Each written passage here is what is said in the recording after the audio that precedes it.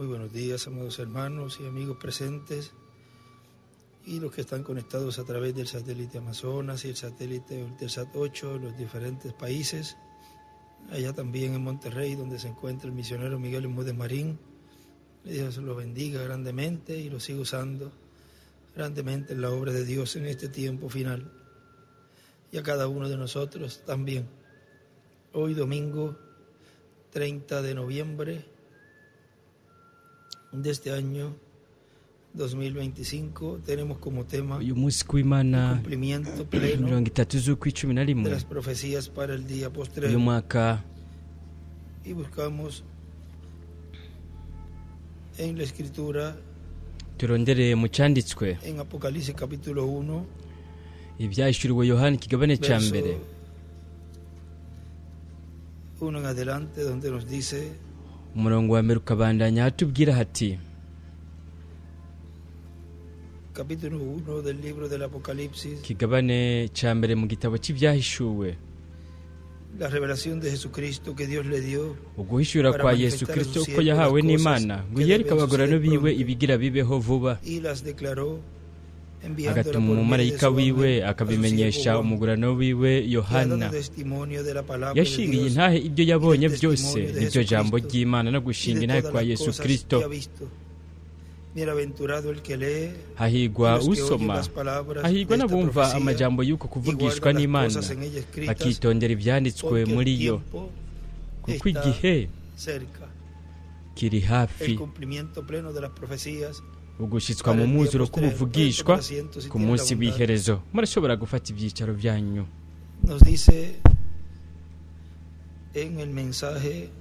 Turabwibwa mu butumwa bwiswe igitsibo,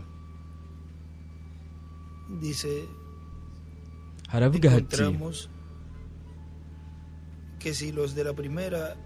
turabona ko iyo abo mu kiringo cya mbere baza kuba baremeye bakakira ibuye rikomeza imfuruka, nuko rero ikiringo cy'ibyagezwe cyari guheza kikaba ikiringo kimeze gute? Gihoraho. Ntihari kuba ikindi kintu, ahubwo hari kugumaho amategeko ibyagezwe. Uko niko bimeze no ku kiringo cya kabiri, ariko ibyo byarananiwe.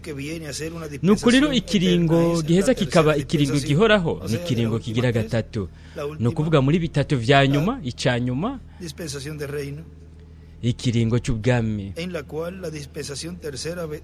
aho ikiringo kigira gatatu kizoba gifise nk'intumwa, intumwa y'ayo majwi hazoba hari intumwa imwe, uwo hazoba ari umwami mu kuza kwe kwa kabiri, nk'uko bishingiye ku rutonde rwo kuza kwiwe. Kandi biciye muri iyo ntumwa, intumwa imwe rudende, biciye muri yo imituragarizo kumvikanisha amajwi yayo, hazoza ubutumwa buzokoraniriza hamwe ibyo bihe indwi muri icyo gihe gihoraho. Ku rupapuro 42 igitabo cy'imirongo, aho Revera William Branham aratwereka ku murongo wa 345, aravuga ati,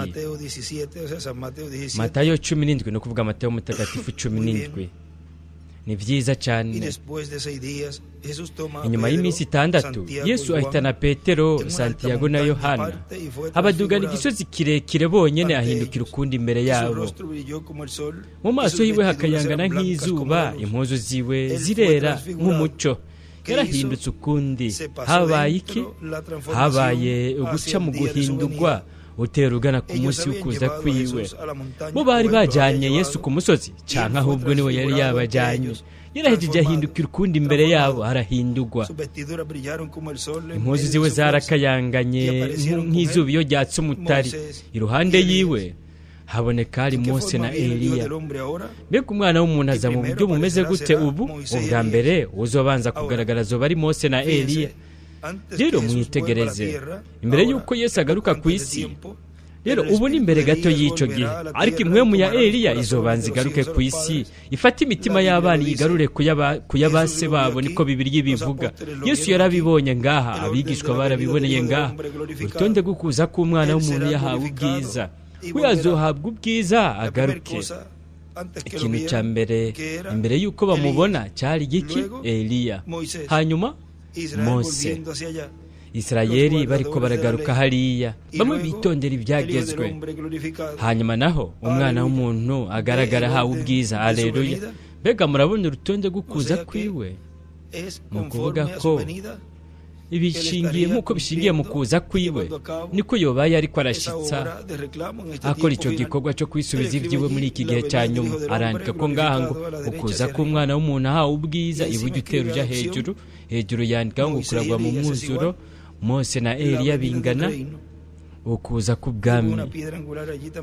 Aracapura ibuye rikomeza imfuruka byongeye ngaha. Murabe mu gitabo cy'ibihe by'ishengero gisubiwemwo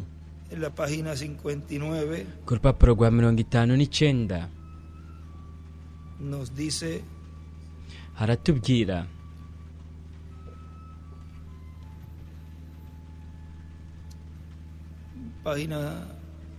urupapuro 59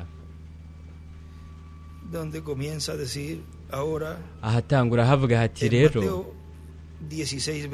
muri Matayo 16:28 aribyo biza imbere ya Matayo 17:1 kugeza kuri 13. Yesu yari yavuze ati hariho habamwe mu bari hano batazokwigera babona urupfu kugeza bamaze kubona umwana w'umuntu aje mu bwami bwiwe. Abigishwa batatu ibyo rero barabibonye, urutonde gukuza kwiwe. Hejuru y'icyo cyanditswe arandika ko ukuza k'ubwami bingana igihe gihoraho. Bo baramubonye yahindukiye ukundi ngaho ku musozi. Impuzu ziwe zariko zirakayangana zera derere, mu maso hiwe hakayangana nk'izuba iyo ryatse umutari.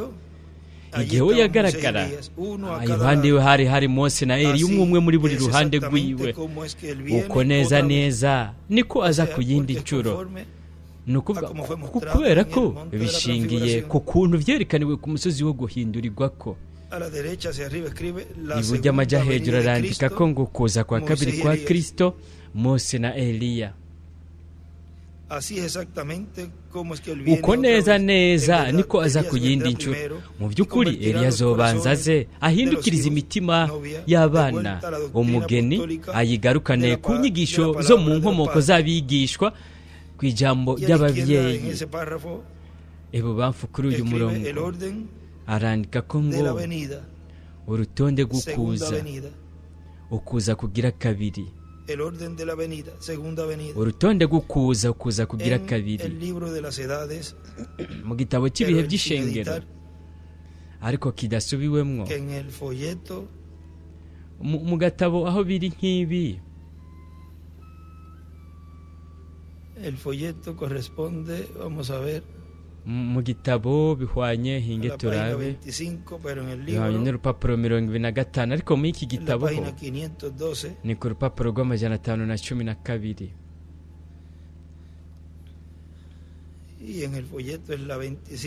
Mu gatabo naho ni ku rupapuro rwa 25 ujya kuri 26. 512 mu gitabo cy'ibihe by'ishengero kidasubiwemo. Umurongo utangwa hamwe twifuza kurondera ikigabane cya 17 muri Matayo, umurongo w'134. Ngaha hari ibi bikurikira. Igihe yari yamaze kujyana inyuma, iminsi mike y'inyuma yaho yahitanye Petero, Yakobo na Yohana, badugana igisozi kirekire ukwabo kugira ngo babe ibishinga ntahe. Petero, Yakobo na Yohana ubo bariko barabona ubwami bw'Imana buje buri n'ububasha. Bo bariko barabona ukuza k'ubwami bw'Imana kwerekanywe. Amen. Ubo barazanywe ngo babone ubwami bw'Imana buriko burapimwa igihe bwariko buraza. Intangamarara y'ikimpumbi bo barabonye imponjo yabwo, natwe turiko turabona ukuri kwabwo. Arandika ko ngaha ukuza k'ubwami bw'Imana ibubamfu.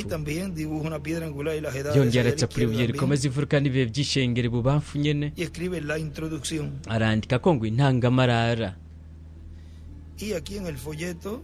ngaha mu gatabo ya al final de ese párrafo, ku mpera y'uyu murongo a la izquierda también escribe ibubamfu naho la arandika ko introducción al milenio. intangamarara y'ikimpumbi, Y luego escribe hanyuma es igual arandika el séptimo ibingana sello, la venida del ikimatanijwe Señor. c'indwi ukuza k'umwami. Ahora,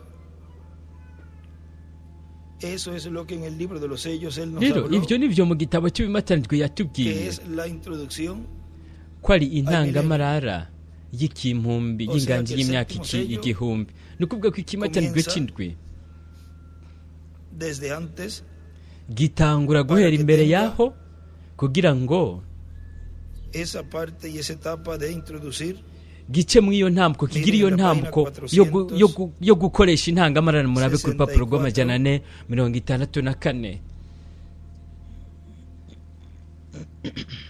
donde nos dice, aha debemos tubwira recordar hati abajo, dutegerezwa debemos kwibuka recordar que hepfo, este séptimo sello dutegerezwa es el fin kwibuka del ko iki tiempo de kimatanijwe todas c'indwi ari las iherezo ry'igihe cosas. ku bintu byose. Las cosas Nibyo escritas en el libro de la ibintu redención, byanditswe mu gitabo sellado desde cy'ubucunguzi antes de la fundación byashyizwe del ku mundo, ishashara con uhereye siete isi sellos, itararemwa todo bidomesha termina. ko dushashara Es indwi el byose fin de birarangira. este mundo agitado, ni iherezo es el ry'iyisi fin de la igeramiwe naturaleza ibangamiwe, agitada, ni iherezo y es el fin de ry'ibyaremwe todo. bidukikije En eso bigeramiwe, también ni iherezo rya encontramos el byose. fin de las trompetas, muri aho byongeye de las tuhasanga copas, n'iherezo de ry'inzamba, la iherezo tierra, ry'inzabya, y aún iherezo es el fin del ry'isi, tiempo. mbere ni n'iherezo El tiempo ry'igihe. termina.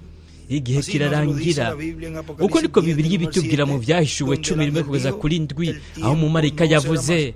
ati nta Y gihe eso kizoba será el día kigisigaye cuando ukundi. este gran Aho hazoba ari evento ku munsi aho icyo suceda. kintu Allí todo gikomeye termina. cyane kibera, aho byose Al final birarangira. del séptimo sello, Ku iherezo ry'iki es el kimatanijwe fin de la edad de c'indwi, la iglesia, ni iherezo ry'igihe es el c'ishengero, fin del séptimo sello, ni iherezo es el fin de ry'ikimatanijwe las c'indwi, trompetas, ni es iherezo el fin de las ry'inzamba, copas, ni y iherezo aún ry'inzabya, es el mbere fin de la entrada al ni milenio. n'iherezo ryo Todo kwinjira mu eso es kimpumbi. contenido Ibyo en el byose séptimo sello. O sea, birimwo el mu séptimo kimatanijwe sello c'indwi, contiene, ni ukuvuga todo ikimatanijwe c'indwi kirimwo, murabona ivyo vyose. Ahora, sigue diciéndolo aquí un poquito más adelante. Arabandanya avuga ngaho imbere gato mu ubu butumwa bwiswe nk'igitsibo, ariko intumwa niyo izoba iri inyuma y'icyo gitwikirizo cy'umubiri.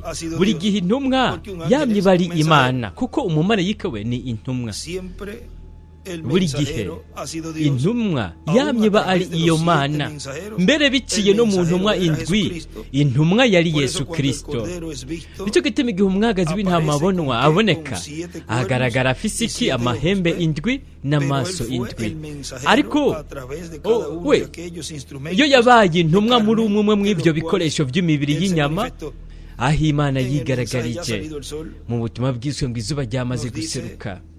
Turabwirwa hano ku rupapuro 46, ariko aratubwira byongeye kuri wa musozi wo guhindurirwa ko n'ibyahabereye. Murabe urupapuro 46 hepfo aravuga ati, nimurabe mwitegereze ku guhinduka ukundi. Umunsi wo muri twebwe twari tuhaserukiwe, niho twari duserukiwe. Aho hari harabera bazima bazamuwe. Ubwo ni bwa bukozi hariya bwa Eliya. Aho hari Eliya ariho ahagaze. Aho Mose nawe yari ahahagaze ashushanije abera bapfuye.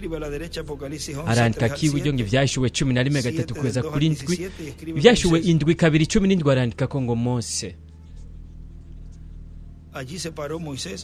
Aho niho Mose yari ahagaze abera bapfuye. Abo bombi babiri bari bafise ububasha butanga ubuzima. Umwe yoba yari yarapfuye, uwundi nawe atigeze apfa. Bose niho bari bari. Noten miren lo que estamos ahora viendo en estos días finales. La misma cosa que él prometió, Juan 14:12. Ahora fíjense, ciertamente, ahora él escribe ahí a la izquierda hacia arriba, estábamos allí representados. La gente dice, usted reclama tener poder. No, nosotros somos igual como aquellos en el monte de la transfiguración. ¿Ven? Ciertamente no reclamamos poder, pero nosotros, como ellos estaban en el monte de la transfiguración, ellos no estaban diciendo, Moisés dice, ven quién yo soy. Escribe Moisés y escribe monte de la transfiguración. Los discípulos dicen, ¿Ven quién yo soy? ¿Ven quién yo soy? ¿Saben qué sucedió? No te vieron a Jesús glorificado. Eso es lo que querían ver representado, a Jesús glorificado. Y así lo es hoy. No trataremos de ser alguna persona grande. No nos importa lo que la gente diga acerca de nosotros. Nuestro nombre no es nada, es su nombre.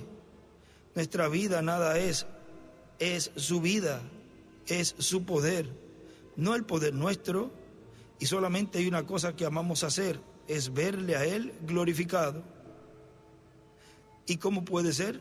Cuando Él está glorificado en nosotros.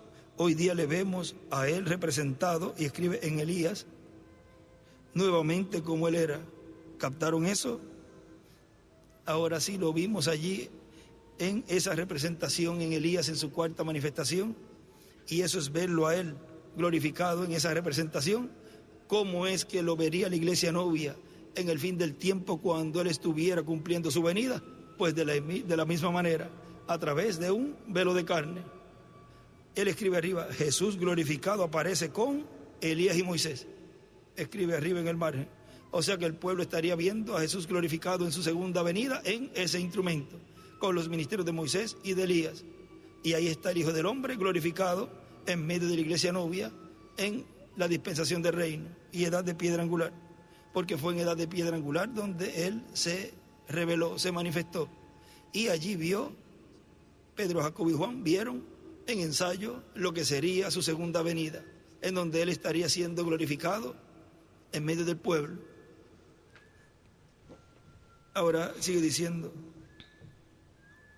nuestro deseo no es ser glorificados. Nuestro deseo ati no es icyifuzo algún nombre cyacu grande. si uguhabwa ubwiza Nuestro deseo icyifuzo no es cyacu favorecer si izina alguna iglesia o kanaka hacer rikomeye más en la escuela icyifuzo dominical o cyacu tratar de si ukuba cyane mu mashuri yo kuba Imana ofrecerle fiestas de excursiones canke o traer estrellas, gukora iminsi mikuru canke kuzana abasitari canke ibindi n'ibindi nk'ivyo. Icyo si cyo cyifuzo cyacu. Icyifuzo cyacu ni ukumubona we yahawe ubwiza. Guha ubwiza iki? Atari kubw'ubwibone bw'umuntu ku giti ciwe, ahubwo akihesha ubwiza muri twebwe mu buzima bwacu kugira ngo bigaragaze ko abayeho kandi ko ari muri twebwe. Arandika ko iburyo ngo Yesu ahawe ubwiza. Nshoboye kwikura hagati muri mwebwe kugira ngo gutyo mube mutari ko murananyiyumvira ko jewe William Branham mwebwe nimunavyibaze ko kugeza aho twoshobora kubona gusa Yesu ahawe ubwiza hagati muri twebwe. Nimuraba aha yari karavuga ku gitwikirizo cy'umubiri, hamwe bikunze we umubiri wiwe ntiwongere ntube uri kuragaragara, nukuvuga abantu ntibamubone ahubwo bakabona inyuma y'icyo gitwikirizo cy'umubiri mu gusiba kukuza kwiwe. Bari guheza bakabona umwami mu kuza kwiwe ahawe ubwiza, batari ko baraba igitwikirizo cy'umubiri tukamubona we. Icyo ni cyo cyifuzo ciwe cyacu. Arandikaho ngo Yesu ahawe ubwiza iburyo. Uko ni ukuduha ubuzima, kuduha ububasha bubeshaho. Biduha umunezero rero kumenya ko turi kumwe nawe. Umubiri n'inyama vyiwe turi umugeni wiwe, turiko turabona bwa buryo nyene bwiwe bushinga ibintu bigaragaza muri twebwe kubu yazutse ava mu bapfuye. Aratsa kurubwira rikomeza ivuga n'ibihe by'ishenga n'agakuru kagana mu gihe kigira indwi, kagana no mu gihe rikomeza imfuruka. Murabona nicyo gituma yavuze ati nimutinye, kuko ubu twaracunguwe nawe. Ubu rero twarazutse. Nimero rimwe abacunguwe, kabiri abazutse. Hejuru yandikaho ngo twarahagurutse twarazukanye nawe. Icyo nicyo Pasika y'izuka isigura ku bantu abazukanye nawe. Murabe ubu rero turafise imwe muri we muri twebwe, igitabo gihesha uburenganzira kidafadika kitagaragara cyaramaze kurihwa. Wewe ntuvuga uti ndifuza ko nokibona, waramaze kukibona. Arandikaho ngo kitagaragara kidafadika, si kuvuga ngo nzobikora, ahubwo waramaze kubikora. Jewe sinigeze ndabikora, niwe yabikoze ku bwanje. Murabona atari jewe ahubwo we. Arandika ko ngo Pasika yizuka. Ni byiza mwene Data Branham bo baravuga bati jewe sindavyitwararitse ibyo bavuga, yarabikoze ku bwanjye, nibyo byonyine nshaka bindaje ishinga. jewe gusa ndagomba kumubona we agaragaye, ni ukuvuga kumubona we mu gusiswa kukuza kwiwe. je ngomba gusa kumubona we agaragaye. mbega we ushobora kubikora gute? kumuhamagara kugira ngo yururuke? hoya, we ari muri wewe, ari muri wewe. byiza, nshoboye ugushobora kuva hagati muri mwebwe, wowe woheze ugashobora kwigaragaza. tuburungu dutatu. ni gute wewe wobikora? ni gute wewe ushobora kubikora? kuko uko niko wewe wabitegekanije. ibintu byose datama, abo datama bose bazoza. arandika ko ngaha ngo ni gute bikoreka kugira ngo we yigaragaze, kugira ngo we yigaragaze hamwe na Eliya na Mose. ni gute yabigenza kugira ngo yigaragaze hamwe na Eliya na Mose? arabana nyavuga hano. nuko rero kubera ari kwiringo kigira gatatu, ikiringo gihoraho, nuko rero ntibitanga umwanya yuko hahaguruka iyindi ntumwa. ni ukuvuga hamwe n'iyo ntumwa itangura gutangaza umuturagaro wa mbere, icyo kiringo ategezwa kubandanya atangaza n'iyindi mituragaro yose. ni ukuvuga hamwe n'uyu atangura kumvikanisha umuturagaro wa mbere mw'iyo mituragaro ndwi, hamwe n'uwo niwe ategezwa kubandanya akoresha. nimurabe muri ubu butumwa bwiswe Imana iriko irashingira intahe ijambo ryayo muri buri gihe. bwavuzwe indwi z'ukwindwi mu 2012 aha muri Cayo, Puerto Rico. aravuga mu gace kamwe ngaha ati nk'akarorero, ukwizera kudushoboza guhindurwa no kuzamurwa kuzobonekera mu gushyitswa kw'iyerekwa ry'ihema nini katedrale, aho imituragaro yo mu byahishuwe 10 zo biriko iravugishiriza ishengero ryiwe. rero nimba ari mu ihema nini katedrale, aho imituragaro ndwi yobaye iri kurumvikanishiriza amajwi yayo, kandi ayo majwi ndwi akarimo kwizera ko kuzamurwa, rero aho hategezwa kuba hariho ubukozi buba buriko burabwira ubutumwa ishengero umugeni. ubwo bukozi buriho kwizera ko kuzamurwa. urabona ingene byose byoroshye, byose biroroshye. aho imituragaro yo mu byahishuwe 10 izoba iriko iravugishiriza ishengero ryiwe, kandi izoba iriko irarihishurira ikimataniro cy'indwi. ni ukuvuga ibanga ryo kuza kwa kabiri kwa Kristo. turi mu gihe aho mu mwanya uwo ari wo wose Kristo azokuzuza ishengero ryiwe. nuko rero azova ku ntebe yo kwingingira abantu, azofata igitabo gihesha uburenganzira gikure mu kuboko kw'iburyo kw'Imana. uko rero niko Adamu wa kabiri ari we Kristo aronka igitabo gihesha uburenganzira, nk'uko Adamu yakironse agihawe n'Imana Data, ariko yaracatswe. Kristo azocyakira gikure mu kuboko kw'iburyo kwa Data Imana, akizingururire mu ijuru, azokizana ku isi mu byahishuriwe yandika igabane cy'icumi, kandi azogishyira mu ishengero ryiwe kugira ngo rironke ukwizera kubashoboza guhindurwa no kujyanwa na Kristo mu mazimano y'ubukwe bw'umwagazi w'intama. atagitabo gihisha uburenganzira ku isi hagati mu ishengero ryiwe, niho ushobora kubaho guhindurwa, nta nubwo ushobora kuba no kuzamuka. nimurabe mu bundi butumwa byongeye haratubwira kuri ibyo mu majambo y'intasho yahaye abungere 46 z'ukwa gatatu mu 2011. aravuga ati ariko umwansi w'Imana azogerageza guhuvya ngo ntihashyitswe iyerekwa ry'ihema, kuko aho niho imituragaro yumvikanishiriza amajwi yayo iriko iramenyekanisha ubutumwa bwayo. ni hehe hatunga urutoke bundi bushasha aho avuga bundi bushasha ko imituragaro yobaye yumvikanishiriza amajwi yayo mu gushyitswa kw'iyerekwa ry'ihema? wewe nimba urajwe ishinga no guhindurwa no kuzamurwa, utegerezwa kurondeza icyo kibanza aho ibyo biriko birakorerwa, kuko aho niho imituragaro yumvikanishiriza amajwi yayo iriko iramenyesha ubutumwa bwayo, igahishura ibanga ryose ry'Imana, ibanga ry'izina rishasha naryo nyene. biratanga ukwizera ko kuzamurwa ku ishengero ry'Umwami Yesu Kristo, kandi tuzohindurwa. abapfiriye muri Kristo nibazuka, hanyuma tuzomara akahe gatoya, iminsi iri hagati ya 30 na 40, twamaze kuba turi mu mubiri mushasha kugira ngo duce tujyana na Kristo mu mazimano y'ubukwe bw'umwagazi w'intama. kwizera ko kuzamurwa kuboneka imbere y'uko habizuka, niko ushobora kuza inyuma y'izuka. nihamara kubizuka, aho tuzoba mu mwuzuro, twamaze kuba dufite igitabo gihesha uburenganzira buri mwana w'umuhungu n'umukobwa w'Imana kiri muri we, gutyo rero muzoshobora kubonamo mu buringanire bwa gatandatu, niko muzoshobora guhindurwa. Ni imbere y'uko abizuka niho ukwizera ko kuzamurwa gutegerezwa gutangirwa. Arabandanya avuga ngaha mu butumwa twari ko turasomamo bwitwa ngo urugori igitsibo, ati murazi igituma? Kuko nta wundi muvugishwa azoba asigaye yasezeranye muri Bibiliya. Umuvugishwa wa nyuma yasezeranye muri Bibiliya azoba ari uyo, kandi kubera ko Imana itazoba ifise uwundi n'umwe, vyose itegerezwa kubikora biciye muri umwe. Nuko rero hazotegereza kuba ari mu gihe mu mwanya mutoya mugufi imbere y'uko uwo apfa. No kuvuga ko imbere y'uko hashika iherezo ry'ubwo bukozi bwo mu Vyahishuriwe Yohana 11, buzoba buriko buraha abantu ku kwizera ko kuzamurwa. Aravuga ati nta n'umwe, yaravuze ati nta n'umwe yari gushobora gukora kuri Mose ataramara kurangiza igikorwa ciwe. Nta n'umwe yari yashobora. Reka turabaho biri mu gitabo c'imirongo. Ni ukuvuga uko niko vyongeye bimeze no kuri ubu bukozi.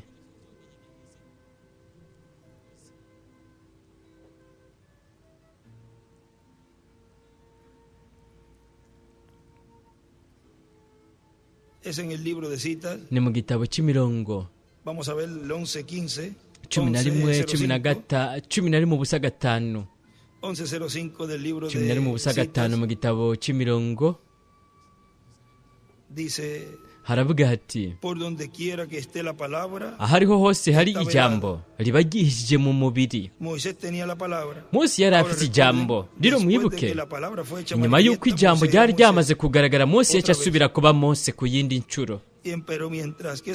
Ariko mu gihe iryo jambo ryaba rikiri muri we kugira ngo ritangazwe, we yaba ari Imana, kuko we ntiyaba akiri Mose gusa, yari afise ijambo ry'umwami ryo mw'ico gihe. Nta na kimwe cyashobora kumukora ko ibyo bitararangira. Yari afite ijambo kandi we yari ijambo kuri bo. Aratapura inyenyeri zibiri za Dawidi aho ibubamfu, hepfo arandika ko nta na kimwe cyashobora kumukorako. Hejuru ngaha arandika ko Mose yari ijambo ku ihanga, igihe n'ikiringo. Nta na kimwe cyashobora kumukorako kugeza arangije igikorwa.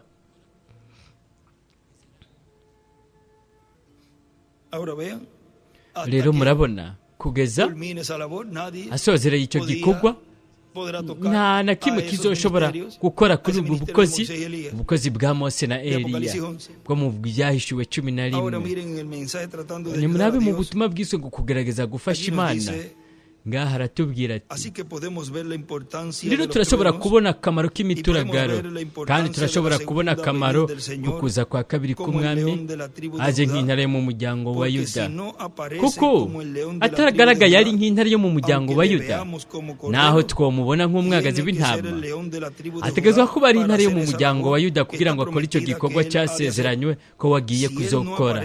We atagaragaye aje nk'intare yo mu muryango wa Yuda, ariko arivuga nk'intare.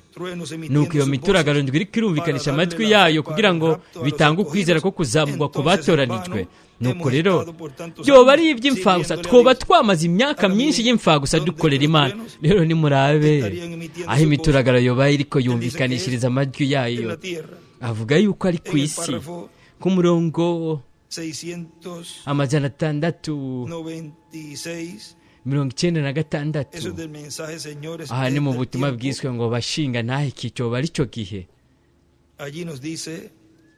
Ngaho haratubwira hati, ngaha mu gatabo ninge turabe ni ku rupapuro 43.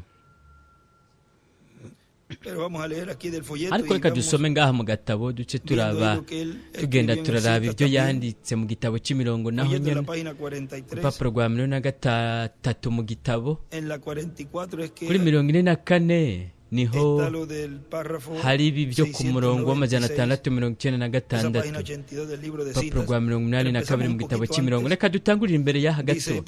Haravuga urupapuro 43 mu butumwa bwiswe ngo bagenzi iki nico gihe. aravuga ati rero hariho icyanditswe kiri imbere mu gitabo, ariko inyuma y'igitabo hariko ibimatanijwe indwi inyuma yaco ibitari byanditswe imbere mu gitabo. Rero uwo ni waronse uguhishurwa yariko aravuga Yohana. Rero mwibuke ntivyari vyanditswe imbere mu gitabo, kandi mu minsi y'ijwi ry'umumarayika w'indwi iyi banga ryose ryanditswe imbere rizoba riherahejwe. Arandika ko hejuru ngo umumarayika agira indwi araheraheza ibanga ryanditswe imbere mu gitabo. Arabana yavuga ati kuri uwo munsi bizovugwa ko, murabona ibyo ndiko nganisha ko muriko murankurikira. Rero mu gihe cyo guhishurwa ko amajwi indwi yo mu vyahishuwe 10, igihe igitabo kiba giherahejwe, haba hasigaye ikintu kimwe gusa, kandi ibyo n'amajwi indwi y'ibinyegezwa y'imituragaro byari byanditswe inyuma y'igitabo. Yohana yarabujijwe kuvyandika. Arandika ko ngaha ngo imituragaro iri mu gice cy'amaji inyuma y'igitabo. Inyuma y'ibimatanijwe haza imituragaro. Riragira soma icyanditswe, mbona uwundi mumarayika w'inkomezi amanuka avuye mu ijuru yambaye igicu, n'umunya w'amazi ukikuje umutwe wiwe, mu maso yiwe haka nk'izuba, amaguru yiwe ameze nk'inkingi z'umuriro. Yari afise mu kuboko akatabo kazinguruye. Murabona, mwitegereze ibi, ashinga ikirenge ciwe cy'iburyo ku kiyaga cy'ibumoso imusozi, asemerera n'ijwi rirenga nk'uko intare yivuga. Asemereye, imituragaro ndwi yumvikanisha amajwi yayo. Mwitegereze, imituragaro ndwi imaze kumvikanisha amajwi yayo, nagira nandike. Mwendatabara nama aravuga ati hariho ikintu cyari kivuzwe, ntigwabaye ugwamo gusa, hariho ikintu cyavuzwe, we yagira byandike. Yumva ijwi rivuye mu ijuru rimbwira riti, aravuga ati mwumve rero neza aho amajwi y'imituragaro yarari, atari mu ijuru ahubwo ku isi. Imituragaro namba ntiyavugiye mu ijuru, ahubwo yavugiye ku isi. Arandika ko ngaho imituragaro yavugiye ku isi biciye mu mubiri w'inyama, mu mubiri w'umuntu. Yari kuzovugira, navyo yaravyanditse ko ngaho.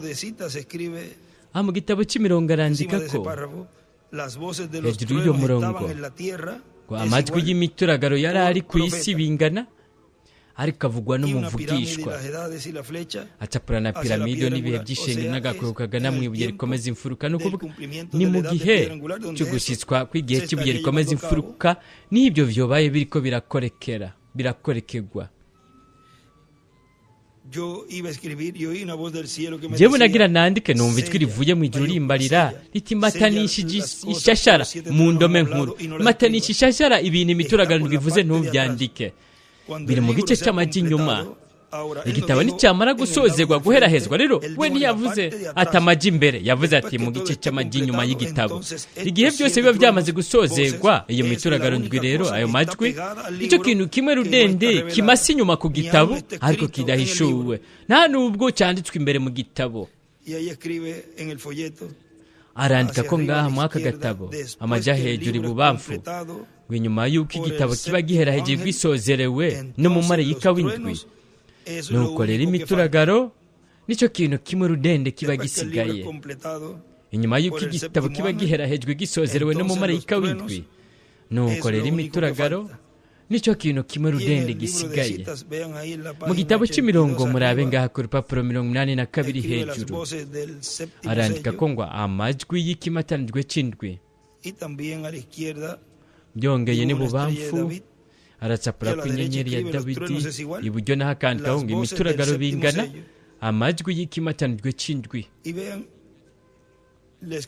Kandi murabe icyanditswe Yesaya 61:2 aricyo ashira ngaha, aho dushobora kubona igice cya kabiri muri cya cyanditswe yasoma Yesu, aho yagarukiye amajya hagati, kuko ibyabandanya yari kuvuga ati n'umunsi wo kwihora w'Imana yacu. Ibyo rero bihwana no mu kuza kwe kwa kabiri. Arabana yavuga mu butumwa kugerageza gufasha Imana, ati rero dutegezwa kurindira iki? No kuvuga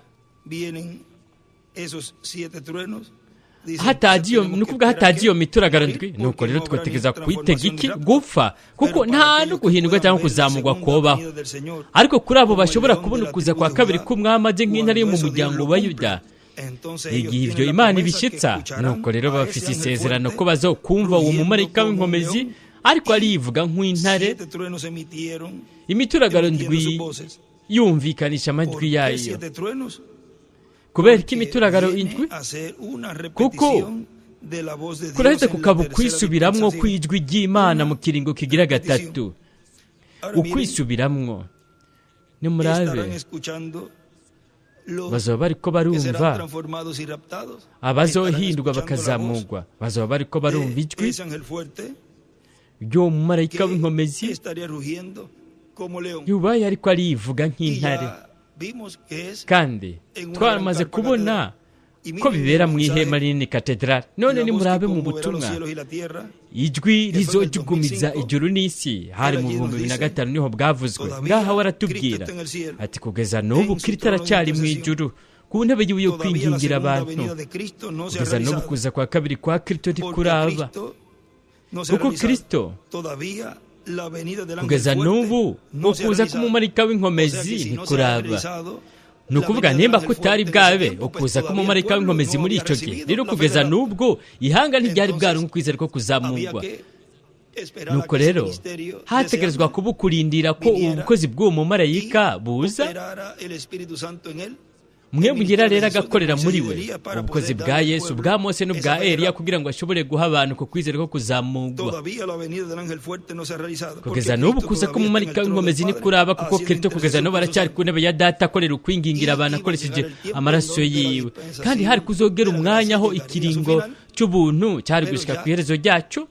ariko iyo ntumwa, ishengero mbwira ryari kuba ririko rirayibona iyo ntumwa ivuye mu kiringo cy'ubuntu ije nk'intare. nimurabe, ivyo arabivuga ngaha mu gitabo cy'ibimatanijwe ku rupapuro rwa 85. hinge turabe, yongeye no mu butumwa turiko turasomamo imbere gato. reka tuzingurure n'iki nacyo nyene kugira ngo tubone ngaha ibyo atwandikira ko no ngaha naho nyene. papuro 85 mu gitabo cy'ibimatanijwe mu kiespanyol haravuga hati: ariko muri iki gitabo cy'uburanga bwiwe indwi mu bimatanijwe, igitabo cy'ubucunguzi cy'umwagazi w'intama yakiriye, yabaye umwe rudende yari ashoboye kucyakira, yaracyakiriye agikura mu kuboko kw'iburyo kw'iyari byagiye ku ntebe. rero aza kugira ngo yisubize uburenganzira bwiwe, uburenganzira bwiwe bw'ibyo yacunguye ku bwanje nawe. aza kugira ngo yisubize ibyo yacunguye ku bwacu, ibyo Adamu byose yari afise mu itongo rya Edeni. arandikaho ngo Adamu iburyo, Edeni. we yaducunguye bundi bushasha dusubiza mu ivyo vyose. rero turiko turabona umwagazi w'intama afise agatabo mu kuboko, turiteguriye kwinginga dusaba ubuntu bwiwe n'imbabazi ziwe kuri twebwe, kugira ngo atuzingurire ico gitabo kimatanishijwe dushashara indwi, atwemerere tubone dukeya hariye nyuma y'igihuzu, rido y'igihe. arandikaho ngo mu kibanza c'ahera cyane. rero murabona ko hamwe n'igitabo gihesha uburenganzira, uko ni kwihanga ry'Imana ishengero ry'umwami muri iki gihe cya nyuma niko rishobora kubona mu kibanza c'ahera cyane. ibo bamfarandika ko amajya hejuru ngo ukwisubiza ibyiwe, abacunguwe uyu munsi basubijwe mu itongo rya Edeni. ukwisubiza ibyiwe bacunguwe uyu munsi basubijwe mu itongo rya Edeni. murabona ko igihe yakira igitabo gihesha uburenganzira cyari kimatanishijwe ishashara. ivyo mubigumize neza mu bwenge. rero arugurura ibimatanijwe by'amabanga kugira ngo abizanira abantu be bose bacunguwe. rero igihe tugera muri ivyo mu nyigisho z'ibimatanijwe, tuzobona bwa bugingo buri munsi y'igicaniro butakamba buti: mwami uhoraho, uzogeza ryari? kandi aba akihari nk'uwingingira abantu ku gicaniro, avuga ati: harasigaye kandi gahe gatoya, kuko hariho abandi bategerezwa kubanza kuzobabara nka mwebwe. iburyo arandika ko ngo ikimatanijwe c'indwi hari ikibanza havuga ko kugeza hamaze gushyitswa hashyikijwe ibya bagenzi babo, arandika ko ngo ni Mose na Eliya, ashyiraho ibyahishuwe 11. ngaha arashyiraho ngo ikimatanirwe cy'indwi, kuko ikimatanirwe cy'indwi ni ukuza k'umwami, kandi icyo ari cyo ikimatanirwe cy'indwi ku ishengero, ukuza k'umwami ni inzamba igira indwi kuri Isirayeli, ku ihanga ry'Abaheburayo. ubu rero n'ubukozi bwa Mose na Eliya, ariko ubu aza avuye muri icyo kibanza mu kimatanirwe cya nyuma, ni ukuvuga mu kimatanirwe cy'indwi. ntabakiri uwingingira abantu, ahubwo ni umwami.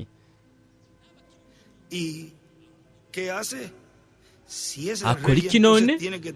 nimba ari umwami, rero ategerezwa kuba afite abantu biwe, kandi abantu biwe nabo yacunguye, kandi bo ntibashobora kuza imbere yiwe atarafata uburenganzira bw'ibyo yacunguye. rero arava mu kibanza cyiwe cyo kwingingira abantu, aho urupfu rwatujyanye mu mva, we rero ubu azazanye ubwo burenganzira. amen. mbere na ba bandi bakiri bazima baba basigaye kugeza babonye ukuza kwiwe. hejuru y'ukuza kwiwe arandika ko ngo intare, ngaha arandika ko ngo nk'umwami, aza nk'intare yo mu muryango wa Yuda, kandi aza nk'umwami w'abami n'ubuganza baganza. ntibazokwitangira imbere ngo batangire ba bandi basinziriye, kuko inzamba y'Imana izovuga mu nzamba ya nyuma, igihe ikimatanirwe cya nyuma kiba cyuguruwe. iburyo arandikaho ngo inzamba. umumarayika w'indwi aba yatanze ubutumwa bwiwe, nuko rero hazovuga inzamba ya nyuma. abapfiriye muri Kristo bazoca bazuka, natwe abariho turi bazima tuba dusigaye tuzozamuranwa nabo kugira ngo dusanganirire umwami mu kirere. we rero ubu arengekwa kugira ngo yisubize ibyiwe. arandika ko ngaho ubwo nyine ngo ukwisubiza ibyiwe, ni ukuvuga ukwishyuza ibyiwe. nimurabe ngaha arandika ko iburyo arandikaho ngo muri kazoza, kuko ibyo byari muri kazoza muri icyo gihe. arandikaho ngo kazoza inzamba. ubu naho mu gitabo cy'ibihe by'ishengero, reka turabe iki kigasubiwemo ku rupapuro 519 mu gatabo gato, haraza akaba ari ku rupapuro rwa 33. nimurabe ngaha haravuga ati,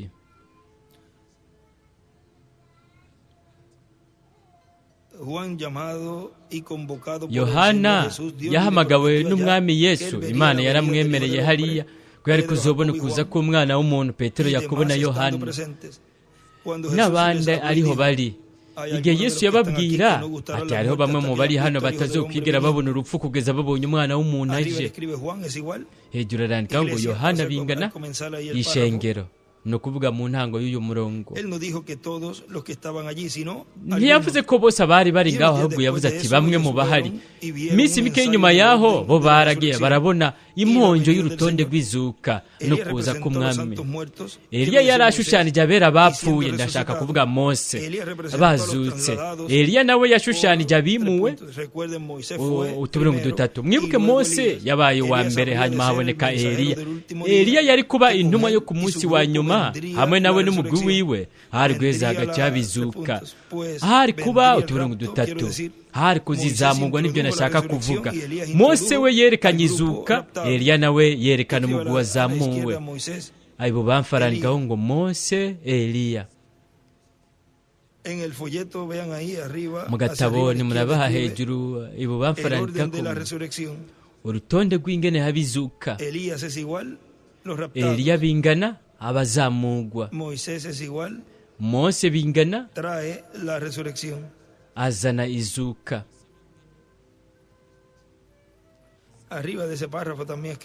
hejuru y'uyu murongo byongeye arandikaho ngo Mose bingana azana izuka,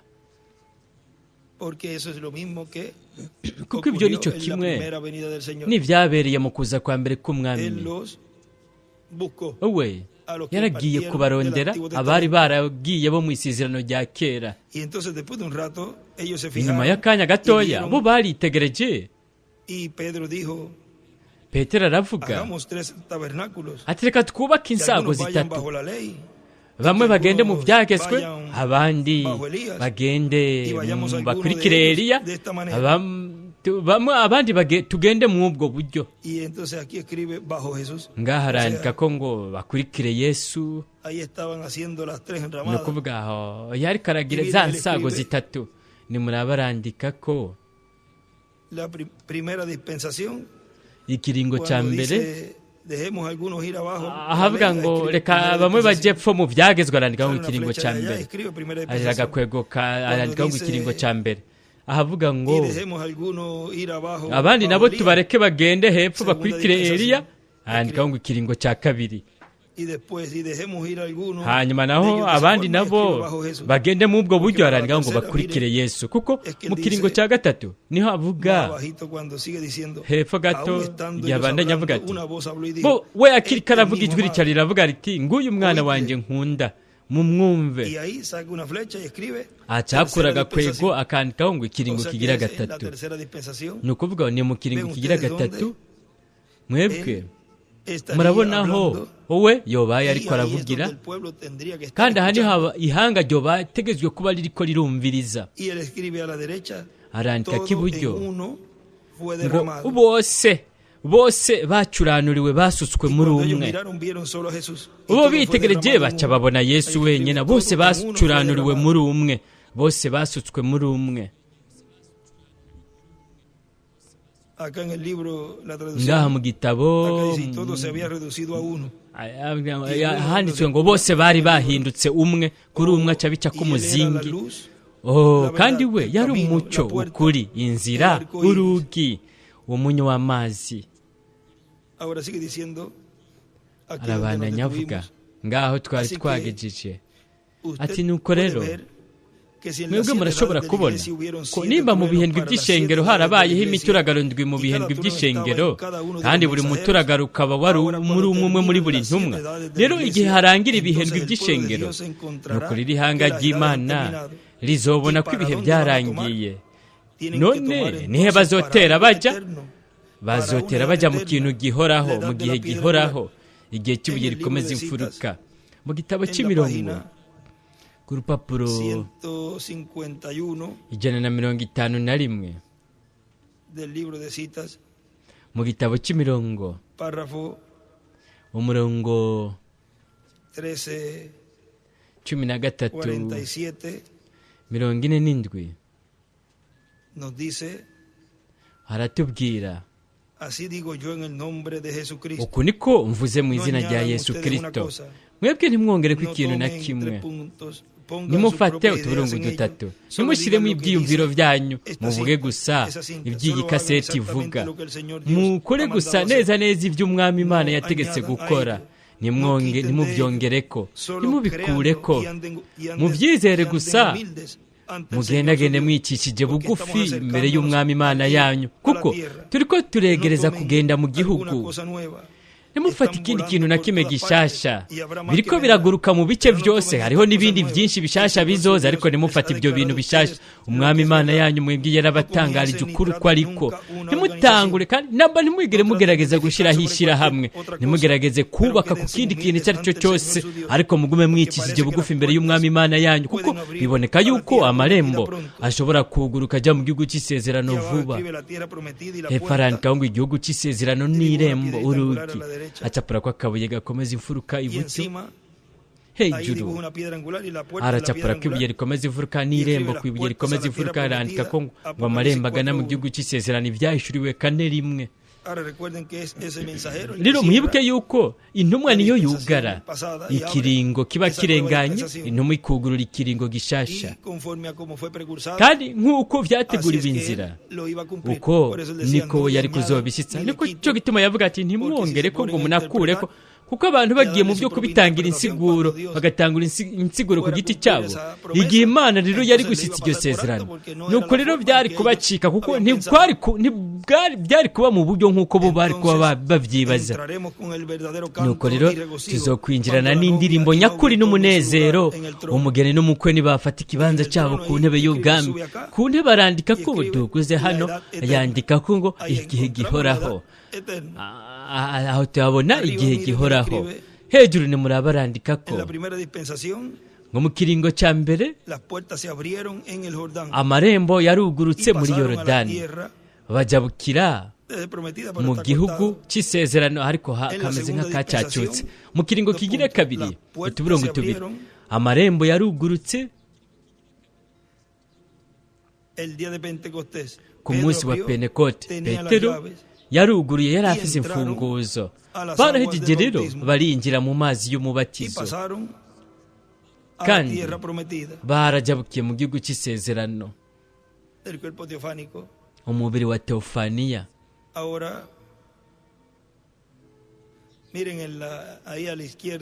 Nimurabe ngaho ibubamfu hejuru muri marge mu murongo, niho we yandika ngo ikiringo cya mbere inyuma y'imyaka 40 byaciye bibatwara indi myaka 5. No kuvuga inyuma y'imyaka 40 byaciye bibatwara imyaka 5 bari kumwe na Yosuwa kugira ngo bajabuke. Mu kiringo kigira kabiri inyuma y'iminsi 40 byaciye bibatwara iyindi minsi 10. Ikiringo kigira gatatu inyuma y'imyaka 40 bizoduca bidutwara, ashyira ku tumenyetso twakabaza, utumenyetso twakabaza 2. Rero aho hagaragara tuzohuzuza. Biri hano, birahari hano.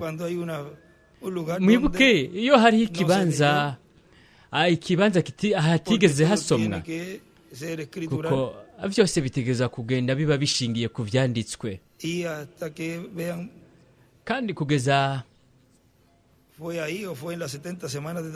hari nga cyangwa mu mahinga 70 ya Daniel.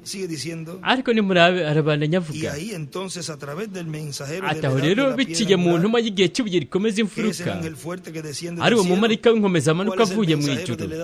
Ni iyihe intuma y'igihe cy'ubuye rikomeza imfuruka? Umumarayika w'inkomeza amanuka avuye mu ijuru.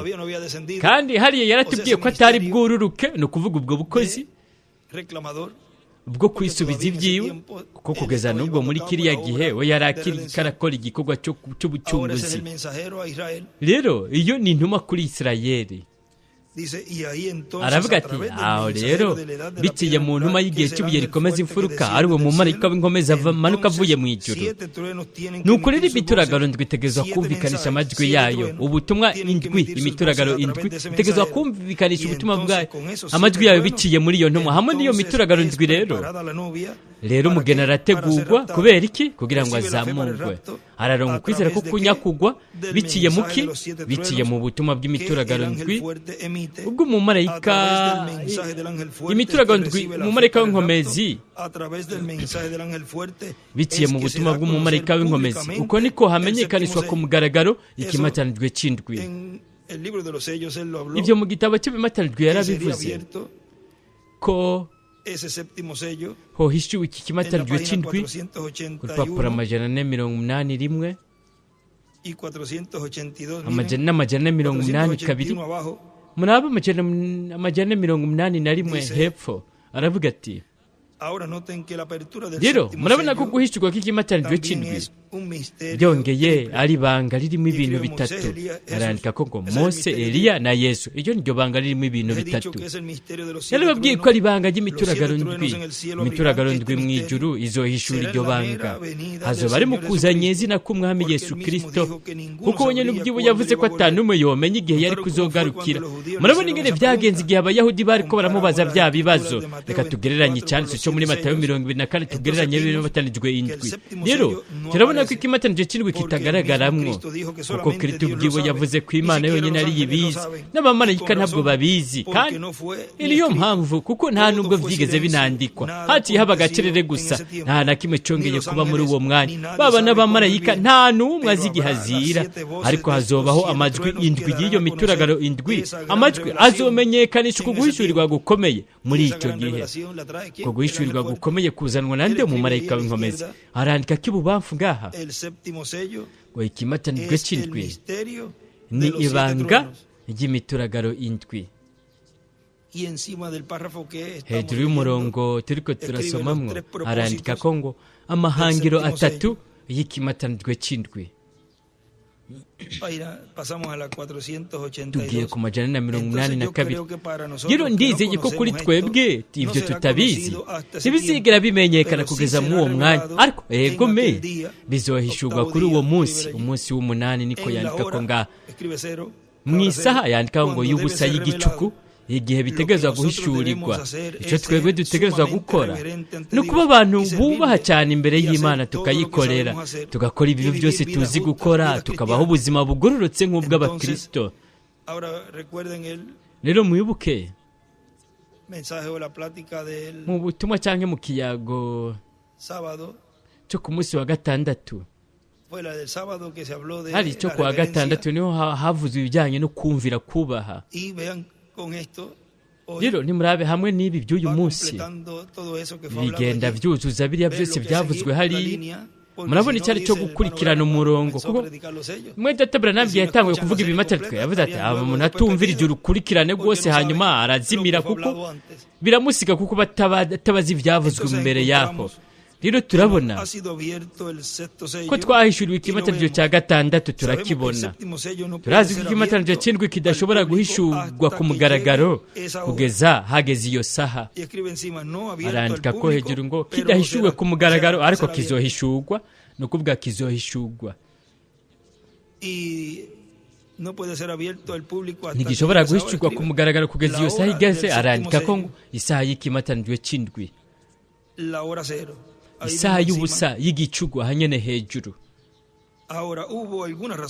rero harabaye impamvu yatumye Imana yemera ukuvugwa kw'iyo mituragaro indwi kuko itegerezwa kuza turabona ko Kristo umwagazi w'intama yakiriye igitabo mu kuboko kwiwe azingurira ikimatanijwe cy'indwi ariko n'ibanga rinyegejwe nta n'umwe arizi kandi ibyo birahwanye neza neza n'ibyo yavuze ko n'umwe azi igihe ukuza kwe kobereye nta n'ubwo bomenye na kimwe ku bijyanye n'iri banga ry'imituragaro ndwi ni ukuri ibyo bintu byombi bibiri biri kumwe byunze ubumwe rero ibyo bintu bibiri birafatanye biri kumwe ibyo kugeza ubu turabifise k'ubumenyi kuko ibindi byo twarabihishuriwe ariko ibyo byo oya ni ukuvuga ikimatanijwe cy'indwi ariko nicaye hamwe mu cyumba narabibonye ibyo bihishurwa harerekana iyo mituragaro indwi rero nta kindi aha niho dushobora kugeza gusa aho ntiyari gushobora kubandanya iburyo arandika ko ngo imituragaro indwi n'ikimatanijwe cy'indwi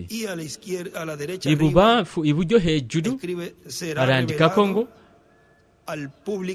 bizohishurwa ku mugaragaro kizohishurwa ku mugaragaro ikimatanijwe cy'indwi mu ihema nuko rero nimba kizohishurwa mu ihema rero aho nk'uko twabibonye niho imituragaro yobaye iriko yumvikanishiriza amajwi yayo iriko iramenyekanishira ibanga ry'ukuza kw'ibanga ry'ikimatanijwe cy'indwi byose yabisize ngaha n'ikibanza nacyo aho byohishuriwe hehe mu ihema mwebwe mushaka kumenya ibanga ry'ukuza kwiwe mwihuze kuri transmission n'ihema nimurabe ingene byoroshe wowe urashaka kubona igihugu ngo ni ikihe kizokwinjira mu nganji y'ubwiza y'imyaka 1000 murondera abatware babyo murabe ko umutware wacu yunze ubumwe na Isirayeli murabona byose Imana iriko irabyorosha muri iki gihe ibisemplifia no kuvuga iriko irahishura y'amabanga yose nicyo gituma dusenga ngo Amerika Latine na Karayibe abatware bose abategetsi bose ntihasigane n'umwe hanze abatware bose abategetsi bose bari ku ruhande rwa Isirayeli bayishigikiye mu bihugu abakobwa b'Imana abana b'imfura b'Imana nk'ibihugu kandi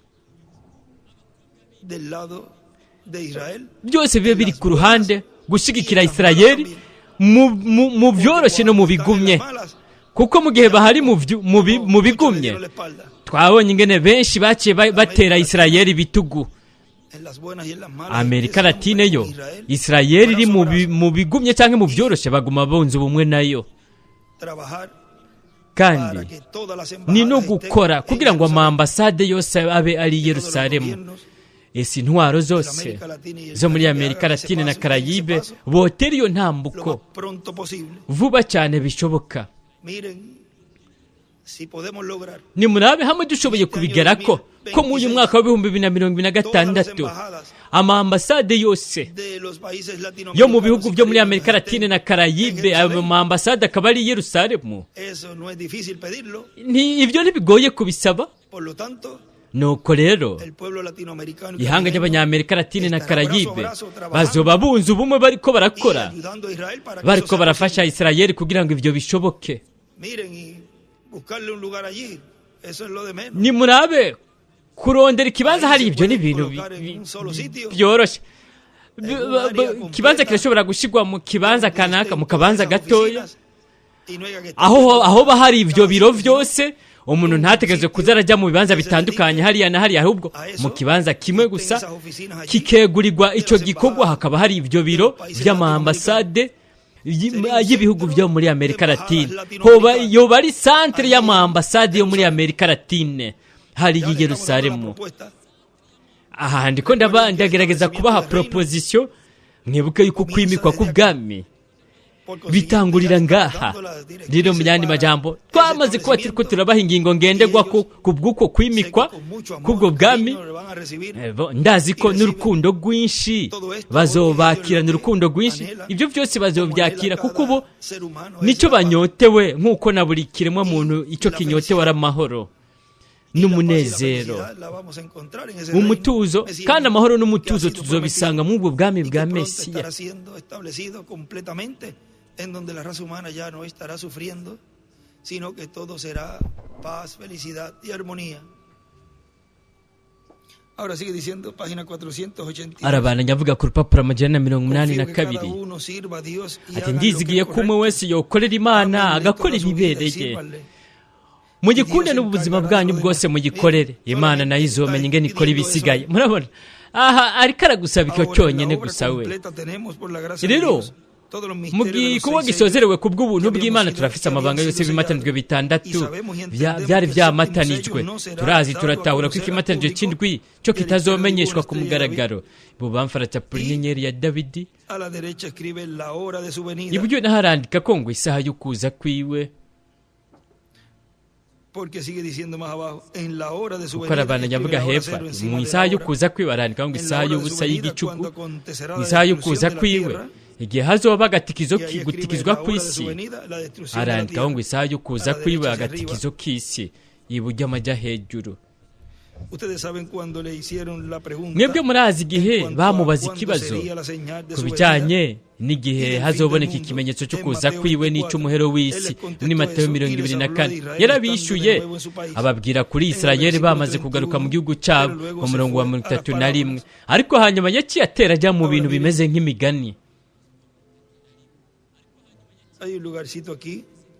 Nimurabe hari akabanza gato hano muri iki kindi gitabo ahavuga ngo mu isaha yo kuza kwiwe. Ngaha handi yaranditse ko ngo isaha ya mbere y'igihe cy'umuteramyi kigira kane y'ikimpumbi cy'indwi bingana imyaka 41 ya mbere n'amezi 8. Ni ukuvuga ko isaha ya mbere yo kuza kwiwe. Rero twarabonye muri iyi minsi byongeye icyo ari cyo ko kugarurwa kw'igiti mugeni, aho byageze kugeza mu 2010. Rero murabona mu myaka 4 na 7 niho yagaragara hariya imbere y'ikimpumbi cya gatanu. Ni ukuvuga yavutse imbere y'icyo gihe, kuko ikintu kimwe ni ukuvuka k'umubiri, hanyuma naho kuvuka k'ubwo bukozi. Rero aho imana yaduhaye uwo mwanya kanini mu gihe cy'inyongera ariho mu isaha yo kuza kwiwe, isaha y'ubusa, aho ibyo byose byobaye biriko birabera. Nubwo murazi igihe bamubaza ikibazo ku bijyanye n'igihe hazobonekera ikimenyetso cyo kuza kwiwe n'icy'umuhero w'isi muri Matayo 24, ibyo yarabibishuye aca babwira kuri Isirayeli maze kuba bushasha mu gihugu cyabo, umurongo wa 31. Ariko hanyuma yaciye mu migani ati mwigire ku musukoni umugani wawo, y'amashami yawo atoshe amababi agatutuza, mumenya yuko agatasi kari hafi. Arandika ibubamfu ngo imigani, Matayo 24:32-33. Yerekana avuga kuri Isirayeli bamaze gusubira mu gihugu cyabo kavukire. Ariko murabona ko atana kimwe avuga ku guhishurwa kw'ibimatanijwe cy'indwi. Nongaha mu byahishuriwe hano mu gihishurwa kw'ibimatanijwe naho nyene yaracirengagije. Rero turabona ko ari banga mu mwuzuro, kandi saa kugeza n'ubu ntiragera kugira ngo iryo banga rimenyekanishwe. Aha niho dushoboye kugera twebwe, ibindi bisigaye tuzobiherebwa hariya mu gihe aho Yesu aseruka bundi bushasha ku isi kugira ngo ajyane umugeni wiwe, cyangwa icyo cyose kizoba kigira kibe mu uwo mwanya. Ni ukuvuga ko ari mu isaha yo kuza kwiwe, ugushyitswa ko kuza kwiwe niho ibintu byose bisigaye ku ishengero rya kera, ariko kwizera ko kuzamurwa we mu kuza kwiwe yobimenyekanishije. Bivuga yuko ikimatanijwe cy'indwi kizoba kiri imbere yanyu. Harabivuga mu gitabo cy'imirongo mu gace kamwe, hahandi havuga ngo cyangwa icyo cyose cyoba kigira kibe mu uwo mwanya, ibuye aracapa ko ibuye rikomeza imfuruka.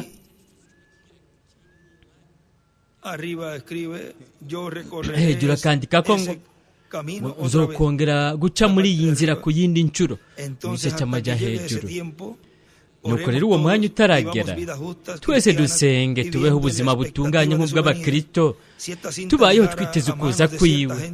Hamwe iyi kaseti ishitse mu maboko y'abantu kanaka mu kibanza kanaka, nimuze mugerageze kugira ibindi byizerwa mushingiye kuri ibi. Kimwe gusa mutegerezwa gukora no kubandanya mukorera Imana, kuko iri banga rikomeye, rirakomeye, rirateye ubwoba, ku buryo Imana itemeye ko na Yohana yandika. Umuturagaro waravuze yoyo ntiyemeye ko birihishurwa, ariko kugeza muri icyo gihe ntiryari bwugurugwe. Arandika ko ngaha ngo ntirihishuwe, ariko rizohishurwa. Mu ntango y'uyu murongo mpejeje gusoma iburyo aracapura ko inyenyeri ya Dawidi. Arabandanya avuga hano mu butumwa bw'isonga kugerageza gufasha Imana, ati biciye mu butumwa bw'umumarayika w'inkomezi, uko niko hamenyekanishwa izina rishasha ry'umwami. Biciye mu butumwa bw'umumarayika w'inkomezi niko ijambo rimwe rimwe rishyirwa mu kibanza cyaryo.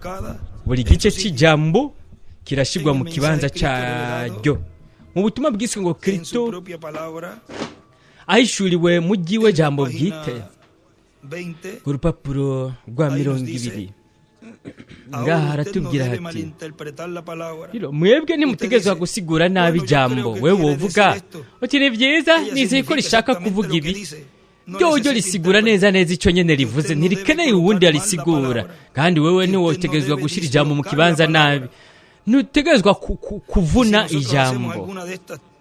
Kandi twebwe dukoze kimwe muri ibyo biba bitereye Bibiliya yose mu kuzazanirwa no mu kaga. Yego nivyo, kuko umuntu yoba ariko ashyiriraho ibintu bitabaye mu bihe byarenganye, byose byoba bihungabanye. Ni murabi byabaye igihe Mose yakubita urutare, mu gihe yategerezwa kurubwira gusa. Arandika ko we ngaha hepfo ngo gutanga insiguro nabi agakwego, hanyuma arandika ngo gushyira mu kibanza nabi agakwego, arandika ko ngo kurishyira mu kindi kiringo cyangwa ikindi gihe, kurihungabanya, gutuma ijambo rivuga ikindi kintu, kuritangira insiguro nabi agakwego, hanyuma arandika ngo kurishyira mu kibanza nabi agakwego, kurishyira mu kindi kiringo cyangwa ikindi gihe, hanyuma arandika ngo guhungabanya agakwego, gutuma ijambo rivuga ikindi kintu. Nimurabe hano ku gapapuro kamwe yaranditse ko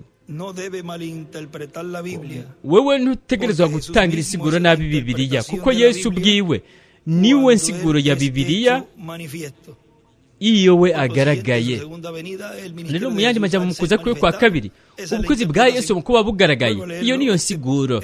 Reka nsubire ndabisome ibiyanditse, ngo mwebwe ntimutegerezwa gusigura nabi Bibiliya, kuko Yesu ubwiwe niwe nsiguro ya Bibiliya, we iyo agaragaye. Arabana nyavuga kugerageza gufasha Imana. Arakomeza ati, nuko rero abakira ubwo butumwa baravuga, bazoshobora gusangangura iburyo n'ibubamfu, bazoshobora kuvuga ibyo bagomba kuvuga, bazoshobora gukora ibyo bagomba gukora, kandi ibyo bo bavuze bizoba. Ibyo biri ku rupapuro 254 mu gitabo cy'ibimatanijwe, ahatubwira ko uwo muguzi ushobora gufata ijambo mu kibanza neza. Nuko rero bazotema batanye. Aho hatavuga kuri Mose na Eliya bari kumwe n'abatoranijwe. Murindire mu bwo kugeza iyo mituragaro yumvikanishije amajwi yayo. Ni ukuvuga inyuma y'uko imituragaro yumvikanisha amajwi yayo, rero mu yandi majambo ni nyuma y'aho abatoranijwe baba baronse uko kwizera ko kuzamurwa, uwo mugwi mu by'ukuri ushobora gufata ijambo ry'Imana ukarishyira mu kibanza neza. Arandikaho ngo Mose na Eliya hamwe n'abatoranijwe.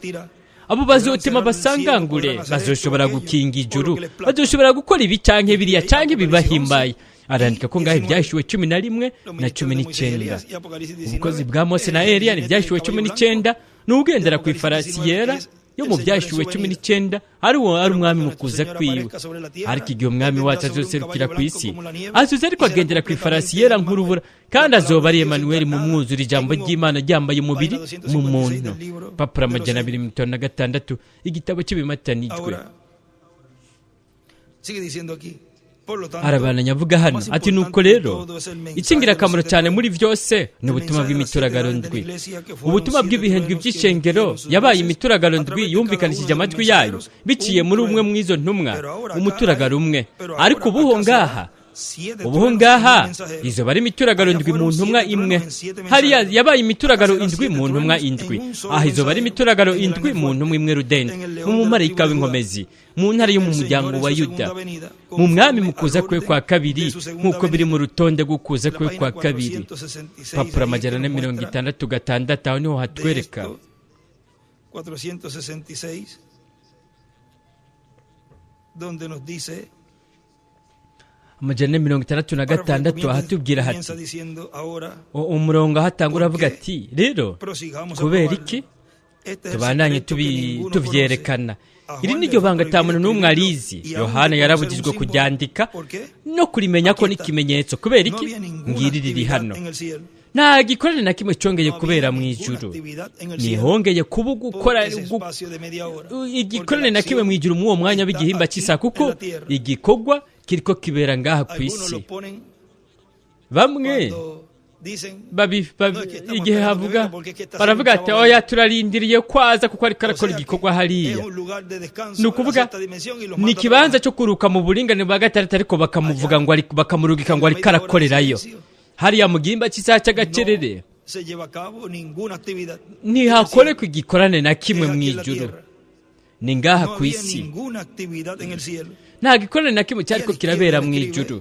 Ibu bafarandika ngo nta gusenga kwari ko kuraberayo agacerere mu ijuru nk'umwanya w'igihimba cy'isaha. Uko bitagenze uko hari bahishurwa iryo banga. Ubu rero murabibona ni ikintu gikomeye cyane, bitegerezwa kuba birimwo kuko bitegerezwa kuba.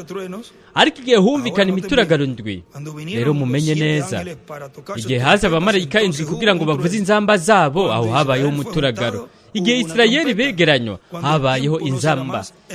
Igihe kitazoba kigisigaye ukundi, rero izoba inzamba ya nyuma umuturagaro. Ariko ngaha dufite imituragaro indwi, umwe uvuga inyuma y'uwundi, 1, 2, 3, 4, 5, 6, 7, igitigiri gitunganye. Imituragaro indwi, umwe uvuga inyuma y'uwundi. Yavuze nk'uko n'ingoga na n'ingoga, 1, 2, 3, 4, 5, 6, 7. Ariko bidatahurika, arandika ko ngo mu rurimi rutazwi, mu Kiespanyol aravyandika ko hejuru. hanyuma amajuru ntiyashoboye kubyandika kubera ko ntabyo azi. nta n'ikindi kintu na kimwe nacyo kibizi, kuko nta na kimwe cyari umuntu yokwifashisha. n'igihe cy'ikiruhuko cyabaye ikintu gikomeye kugeza aho n'abamarayika batahawe kukimenya. reka turabe hano naho nyine byongeye, hariho ibyo yanditse kugira ngo ntibiducike ngo biturengane.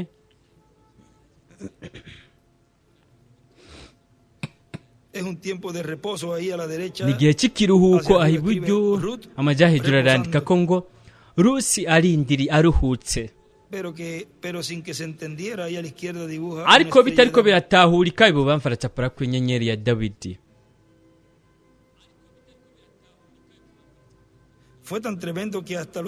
byabaye ibintu bikomeye ku buryo n'abamarayika batabimenyeshejwe. ni kubera iki? iyo Satani ashobora kubimenya ibyo, kumbure yari gukora ubwononyi bukomeye cyane. egome yari kwigana, kandi icyo ni ikintu we atazi. we arashobora gutanga isigura ibyo ashaka byose, akigana n'iyindi ngabire yose. ese mwoba muri ko muriga, ariko ibi ntashobora kubimenya, ubwo nta nubwo byanditse mu ijambo. nibanga mu mwuzuro, abamarayika n'ibindi byose bagiye mu gacerere. bo iyo baza kwinyiganyiza na gatoya, kumbura ibyo byari gutuma haba guhishurwa kw'ikintu kanaka. nicyo gituma banumye ntibongera kwinyiganyiza, kwikoma. ni ukuvuga ntihongeye kubaho kwikoma. arandikaho ngo igihimba cy'isaha iburyo. arabana yavuga ngaha mu butumwa kugerageza gufasha Imana. aravuga ati ariko izoba ari Imana mu buryo buciye bugufi, kizoba ari ikintu giciye bugufi cyane, kizoba ari ikintu abantu nibabona ugushyizwa kw'ayo masezerano, nibabona iyo ntare rikirivuga nk'intare, abantu nibitegereza bazovuga atari ko ni umwagazi w'intama. ariko umukuru yari mukuri. Eliya wa kane igihe yategurira inzira ukuza kwa kabiri k'umwami, yavuze ko atari kuzoza nk'umwagazi w'intama, ahubwo ko aza nk'intare yo mu muryango wa Yuda. nimurabe ku rupapuro 78 igitabo cy'ibimatanijwe, ngaha haratubwira.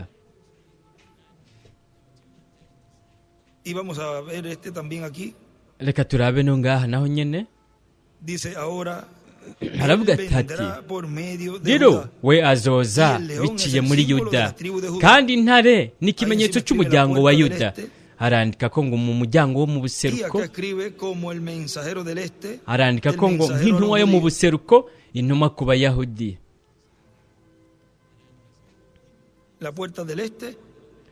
urugi rwo mu buseruko, arandika ko ngo ajye nk'intumwa yo mu buseruko, intumwa ku Bayahudi. yo yaranesheje. igihe Yohana yahindukira kugira ngo arabe aho iyo ntare yari iri, ahubwo yabonye umwagazi w'intama.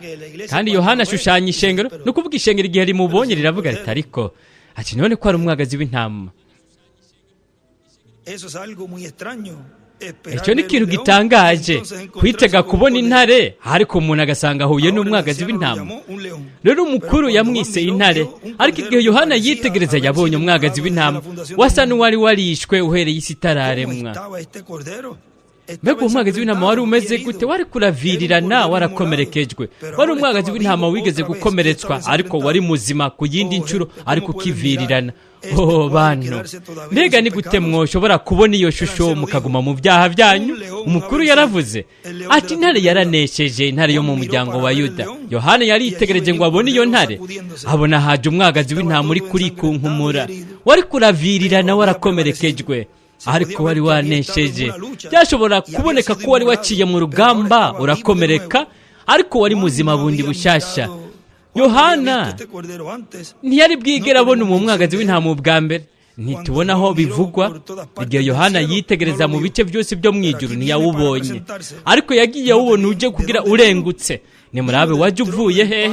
wajya uvuye ku ntebe ya data, aho wari umaze igihe wicaye, uhereye igihe wakomeretswa ukazuka bundi bushasha. we yarazutse ajya iburyo bw'Imana, aba muzima ibihe byose, ariko aringingira abantu. amen. yashyizwe ngaho kugira ngo abe umwingingiza akoresheje amaraso yiwe bwite, kugira ngo avugire ukutamenya kw'abantu. uwo ni we jewe nizigiye kugeza n'ubu, ndacyatwikirijwe umuti w'imbabazi z'ibyaha.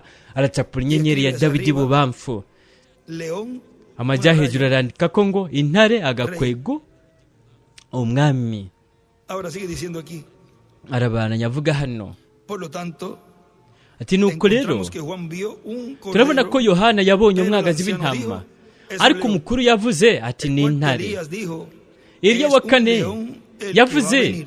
Viene ati para intare reclamar. niyizoza Viene iza kugira ngo rugiendo yisubize como león. ibyayo Viene aza con ariko los arivuga 7 nk'intare aza azananye La novia imituragaro del Señor, indwi cuando lo vea, umugeni w'umwami lo niyamubona verá y dirá, "Es un azomubona avuge ati ni umwagazi ¿Por qué? w'intama Porque lo kubera verán iki en la segunda kuko dispensación azomubonera saliendo mu de ella. kiringo cya kabiri Pero ariko asohoka ava saliendo muri de cyo ella, ya es ariko un ariko león. arasohoka ava muri cyo aba yamaze kuba ari Vean. intare Porque murabona la segunda dispensación es la kuko dispensación ikiringo del kigira Cordero, kabiri ni de ikiringo Cordero. cy'umwagazi Pero w'intama ahí en ese cambio, ariko el que se ngaho mu izo transforma de mpinduka Cordero a león. niho areka kuba umwagazi w'intama Entonces, akaba aunque el intare pueblo lo vea como cordero, nuko rero naho abantu sabemos que bamubona el nk'umwagazi anciano w'intama dijo que es el león. turazi ko umukuru Y que yavuze ko ari cuando intare ruge como un león, kandi ko los yivuze 7 nk'uko intare truenos yivuga emiten sus voces. imituragaro ndwi irumvikanisha No es un amajwi cordero. yayo El que si umwagazi está w'intama es uriko un uwo león. bariko arivuga Página ni intare 86 ibipapuro 86 Este libro de los sellos muri iki gitabo cy'ibimatanijwe también nos dice, byongeye 86 abajo, haratubwira 86 dice, viene hepfo para aravuga ati llevárselos. Sus aza kugira ngo abajyane ajyane súbditos. abantu Él reveló sus biwe secretos we yarahishuye y amabanga ellos yiwe lo reconocieron. nabo Luego, para baramumenye ese tiempo, hanyuma muri icyo escribe la gihe dispensación de la gracia. arandika ko mu kiringo Luego, cy'ubuntu para ese tiempo, hanyuma y'icyo gihe el tiempo no será más. nta gihe kizoba kigisigaye ukundi arandika ko hejuru nk'igihe En cy'ubucunguzi Apocalipsis capítulo nk'uko 10, twamaze kubibona mu byashyizwe n'ikigabane cy'icumi aho umumarayika w'inkomeza avuga ko igihe kitazoba kigisigaye ukundi yaranditse ko ngaho ngo igihe cy'ubucunguzi cyo ya se acabó, gucungurwa ha terminado. kiba cyarangiye cyaherahejwe Bien, ahora, él deja rero el ni trono byiza donde ha we estado arava como ku cordero ntebe intercesor aho yamaze igihe ari para nk'umwagazi ser w'intama león, yingingira un abantu rey, kugira ngo y abe para intare traer al umwami mundo a juicio, kandi kugira ngo azane el cual isi ha mu rechazado rubanza su mensaje. Él ariyo ya no siyansi es ubutumwa mediador. bwiwe ntabakiri uwingingira abantu Recuerden enseñanzas del Antiguo mwibuke Testamento, za nyigisho zo mu cuando la isezerano sangre rya se apartaba kera del propiciatorio, igihe amaraso eso y'abavuye sucedía, ku mutemere wo se guhongerera ko convertía niki en cyaca tribunal kiba de juicio. aho haca hahinduka sentare Y ahora, y'urubanza cuando el y'igihano Cordero Inmolado salió rero de la igihe umwagazi eternidad w'intama del trono del yishwe Padre, yava mu bihe bidashira ku ntebe ya sus data derechos, fue entonces akakira un uburenganzira tribunal de bwiwe juicio. haciye hacika sentare Allá y'urubanza escribe y'igihano Isaías 61, ibubamfu arandika ko adelante, yesaya 61 rimwe kabandanya arandika ko ngo urubanza igihano Página 87 sigue. Y él papuro entonces 87 arabandanya ya no es un nuko rero we cordero, sino un león, ntabakiri el rey. umwagazi w'intama ahubwo aba ari Y clama intare por su umwami reina, que venga kandi a pararse arasemerera kubw'umwamikazi a su wiwe ngo azahagarara iruhande yiwe Deme un guerrero, dicen, porque hari aho yavuga ngo nk'umusirikare mu butumwa bw'isongo betelehemu hatoya yari kararondera abantu b'abasirikare bahagarara iruhande yiwe arandika ko ngaha ngo guhagarara mu ibuye rikomeza imfuruka kugira ngo acire urubanza isi Y encima escribe, hejuru ya no es arandika cordero, ko sino ngo león. ntakiri umwagazi w'intama ahubwo ubu ni intare León, una raya, rey. intare Todo agakwego eso en el margen umwami arriba. ibyo byose ni muri marije hejuru El sexto sello es igual, juicio. ikimatiro cya gatandatu bingana igihano Vuelvo a urubanza leerlo. Ya no es cordero, reka nsubire sino nsome león. ntakiri umwagazi w'intama León, ahubwo ni intare rey. intare El umwami sexto sello es igual, juicio. ikimatiro cya gatandatu bingana Y igihano abajo de ese parrafito, hepfo que termina, y'uyu ahí murongo escribe, pararse niho en la yandika piedra ngo angular, guhagarara para mu ibuye juzgar al rikomeza mundo. imfuruka kugira ngo acire urubanza isi Y a la izquierda, ni dibuja la bubamfu piedra angular y las edades. aracapura ibuye rikomeza imfuruka n'ibihe by'ishengero Y también escribe byongeye arandika ahí a la ko izquierda, ngaha ibubamfu en el 87 aquí de este kuri libro, 87 ngaha muri iki gitabo a la izquierda arribita, ibubamfu escribe ahí futuro, hejuru arandikaho ngo muri kazoza escribe también cordero, arandika ko byongeye umwagazi y w'intama escribe león, arandika ko intare umucamanza y también encima escribió aquí no tribunal hejuru de yaranditse juicio. ko ngaha ngo sentare y'urubanza y'igihano Ahora miren este mensaje, ministro, sobre nimurabe vestidos mubu con la butumwa coraza bwiswe de fe y de amor. abakozi b'imana bambaye umukanda w'ukwizera n'urukundo Recuerden aratubwira ati con la mwibuke venida de la piedra no ko cortada mu kuza kw'ibuye de manos, ridasituwe que es n'amaboko la venida del Señor en el ariko día kuza postrero, k'umwami ku munsi vendrá w'iherezo el juicio divino del Cordero hazoza de igihano Cristo, cy'imana el cual cy'umwagazi viene w'intama como el kristo león de la tribu de ari we Judá, aza ari nk'intare yo como mu rey de muryango reyes y wa señor yuda de nk'umwami señores, w'abami juez uganza de abaganza toda la tierra n'umucamanza para w'isi juzgar las yose naciones, kugira ngo porque acire Dios urubanza le ha puesto amahanga por juez de kuko vivos imana yamugize umucamanza y de los w'abazima muertos. n'uw'abapfuye En la ku rupapuro 518, amajana aquí 518 del libro de las edades, ngaha mu gitabo cy'ibihe by'ishengero sin editar, kidasubiwemwo. Ngaha haratubwira n'agace gahwanye n'ibiri mu gitabo ku rupapuro 32. Reka turabe mu gitabo rupapuro 32 ngaha mu gatabo gato. We ngaha haratubwira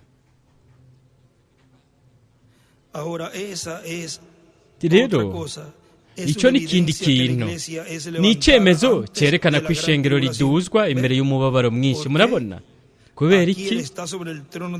Ngaha we aba byagiye ku ntebe mu bwiza, ishengero ryagiye rero acaza mu mubabaro mwinshi. Jewe buri gihe namye mvuga ibyo bihwana ngaha.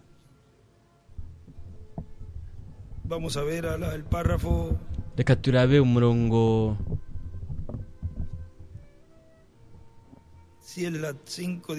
nimba ari kuri 5:18 171.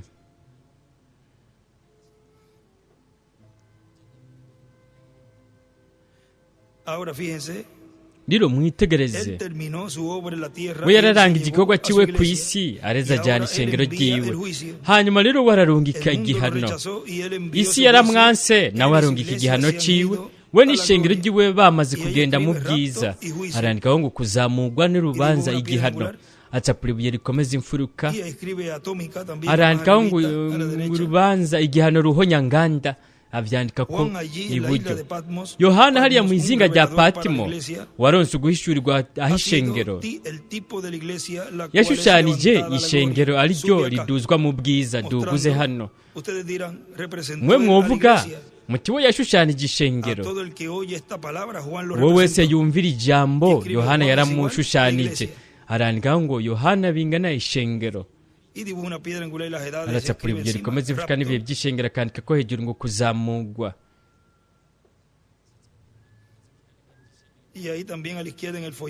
Yongeye bubamfu mu gatabo arandika ko amajya hejuru ngo Yohana yashushanije ishengero. Wowe wese yumva iri jambo Yohana yaramushushanije. Amen. Yohana yashushanije amaraso ya Yesu Kristo. Yabaye kandi we yashushanije ishengero ryose, kugira ngo buri mugabo, umugore, umwana w'umuhungu n'umukobwa yizeye Kristo akamwizera ashingiye ku urwo rufatiro, azohamagurwa umunsi umwe ngo duguze hano, azoduzwa imbere y'umubabaro mwinshi. Nibuka igihe cy'umubabaro mwinshi kugeza n'ubu ntikiratangura. Icyo kiraheza kikaba igihe cyo gushyirwaho kw'igihano. Yohana yari ko arerekwa muri uwo mwanya ibizoba inyuma y'igihe cy'ishengero. Uko niko byagenze. Acapura inyenyeri ya Dawidi ngaho ibubamfu, iburyo ngaha mu gatabo akandika ko ngo igihe cyo gushyirwaho kw'igihano. Ibyo bishyirwaho ni ikimenyetso cya 6. Rero murabe bundi bushyashya ku murongo wa 3 cyangwa wa 2. Intebe yateretswe mu ijuru, ku ntebe hari uwuyicayeko. Rero ya mpwemu nyene yari iri ku isi yari yahavuye, yagiye mu bwiza, yari ihabyagiye. Umwe Yesu nyene ari kumwe natwe muri iri joro mu mbabazi, yari yagiye mu bwiza, yari abyagiye ku ntebe. Aracapura iburyo ibuye rikomeza imfuruka n'ibihe by'ishengero. Arabananya avuga we hano.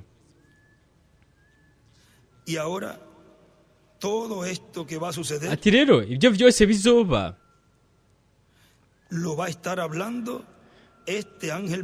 azoba ariko arabivuga umumarayika ntumwa, aza kugira ngo avuge ubutumwa bwiza buhoraho, abubwira ababa ku isi bose, amahanga yose, imiryango yose, indimi zose, n'amoko yose.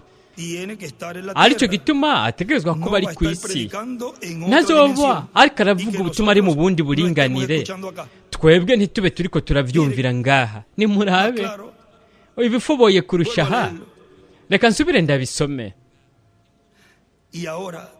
Ati rero ibyo byose bizoba, aha hari mu 2010. rero ibi byose bizoba, uzoba ariko arabivuga ni uwo mumarayika ntumwa aza kugira ngo abwire ubutumwa bwiza buhoraho ababaye ku isi bose, amahanga yose, imiryango yose, amoko n'indimi. aricyo gituma ategerezwa kuba ari ku isi. ntiyoba ariko aravugira ubwo butumwa mu bundi buringanire, twebwe ngaha ntitube turi ko turabwumva. rero bobo egome bobo barashobora kumva ibivugirwa ngaha. ni ukuvuga ko igikorwa kiriko kibera ngaha ku isi, bo bari hariya bumviriza banabona byongeye.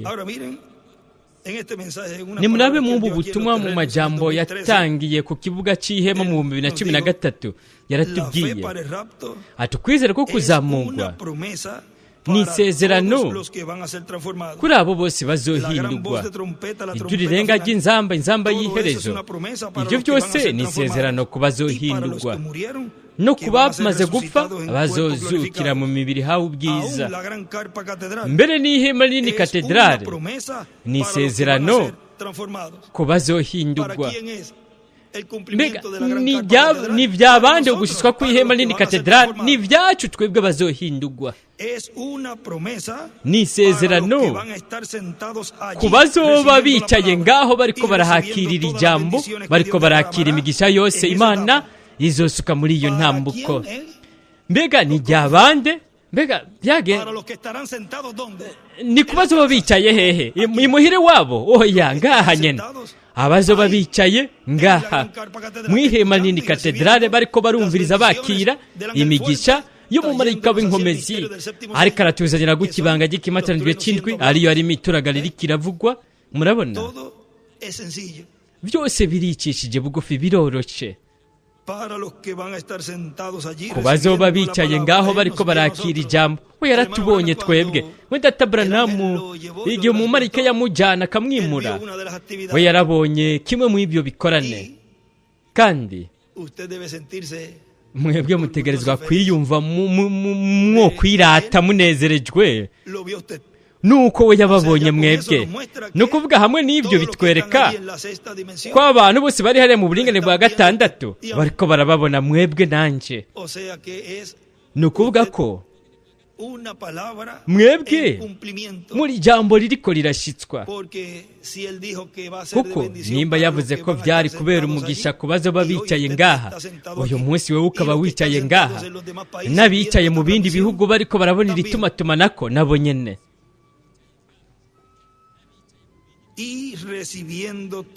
kandi bariko barakira imigisha yose Imana izosuka muri iyo ntambuko.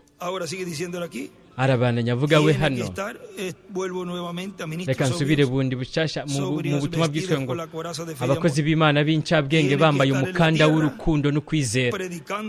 ategezwa kuba ari ku isi ariko aravuga ubutumwa bwiza buhoraho, aribwo butumwa bwiza bw'ubwami. murabona ingene byose byoroshe, byose Imana yarabisemplifiye, yarabyoroheje. ariko ko guca bugufi nyene niko kunyegejemwo ubukuru, ugukomera kw'Imana ni mu guca bugufi, ugushyitswa mu mwuzuro kubuvugishwa bwo ku munsi w'iherezo.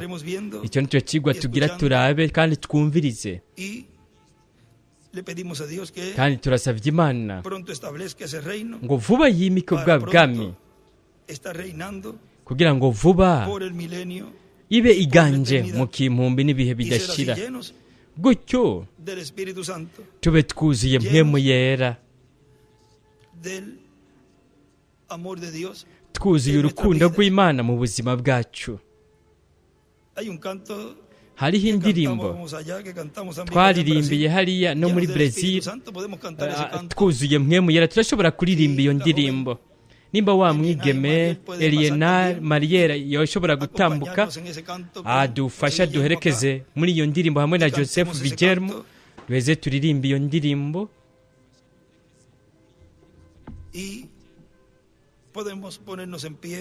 kandi turashobora guhaguruka kugira ngo turirimbe iyo ndirimbo, gutyo dushimire Imana kubw'ibintu byose yaduhaye muri iki gihe, n'ibyo byose izobandanya iduha. Ibyo iriko iraduha n'ibyo bintu bikomeye cyane by'ubwiza cyane. Gutyo rero turiko tugenda twuzura mpwemu yera.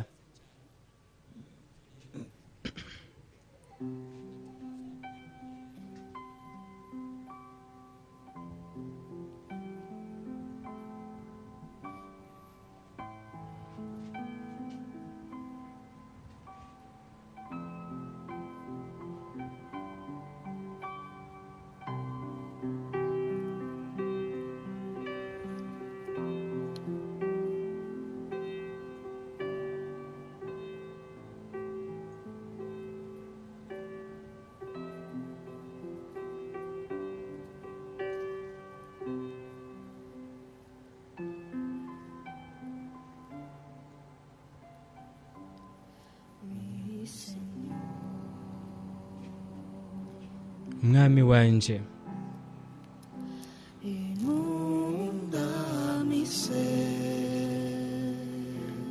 uzura mu buzima bwanje,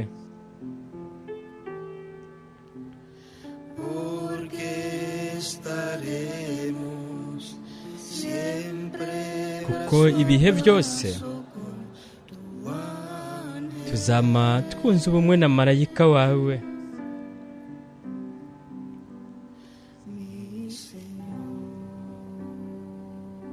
Mwami wanje,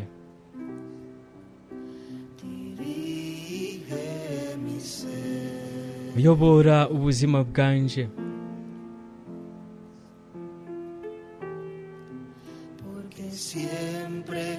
kuko buri gihe dufite umunezero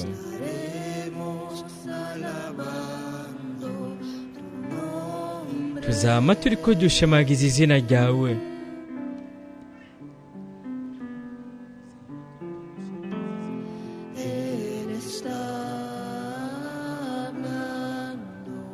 We ariko aravuga,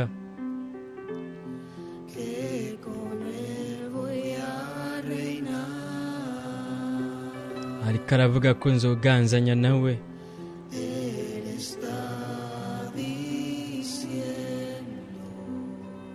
We ariko aravuga,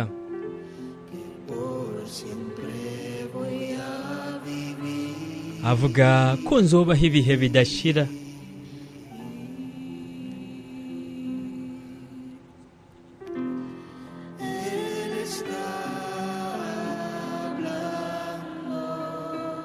We ariko aravuga,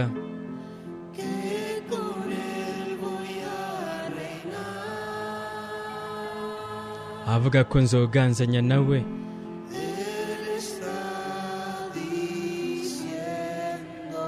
Ariko aravuga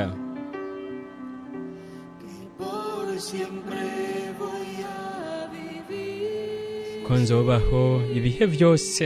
Ego Mwami,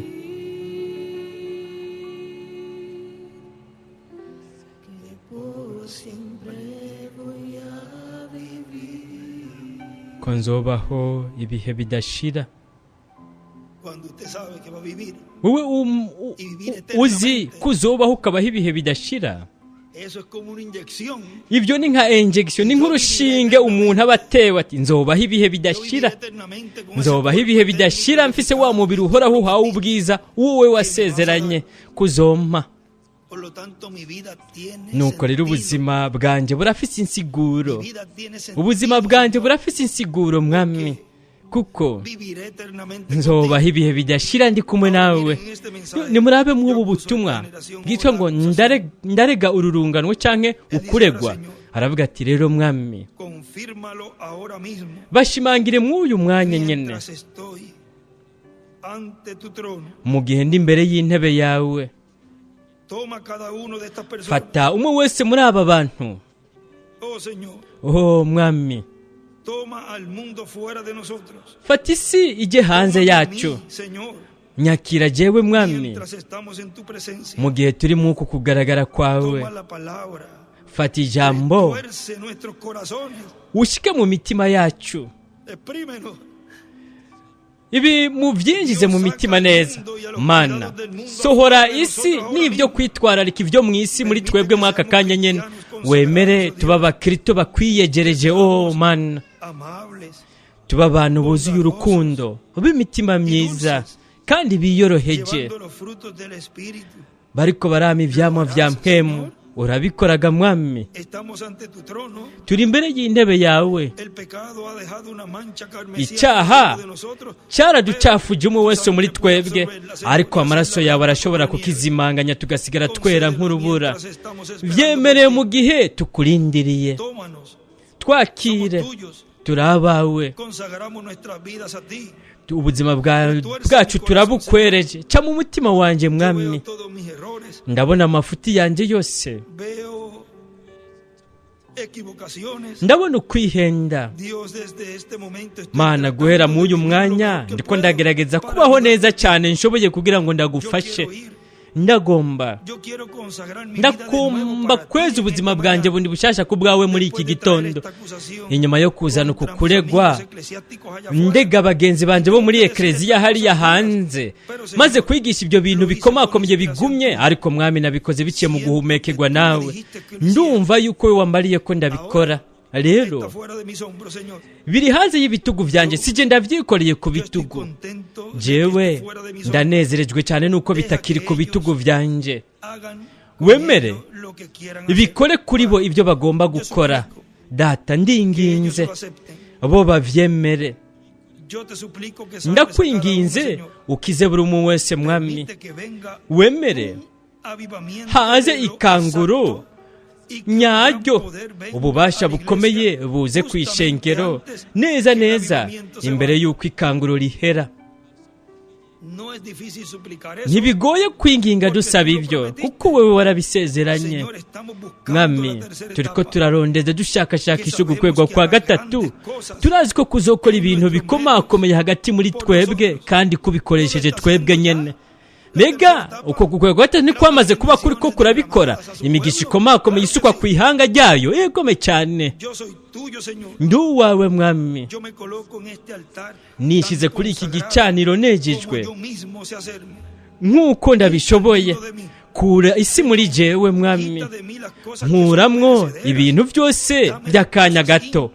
Umpa ibintu bitigera bibora, bihoraho ijambo ry'Imana.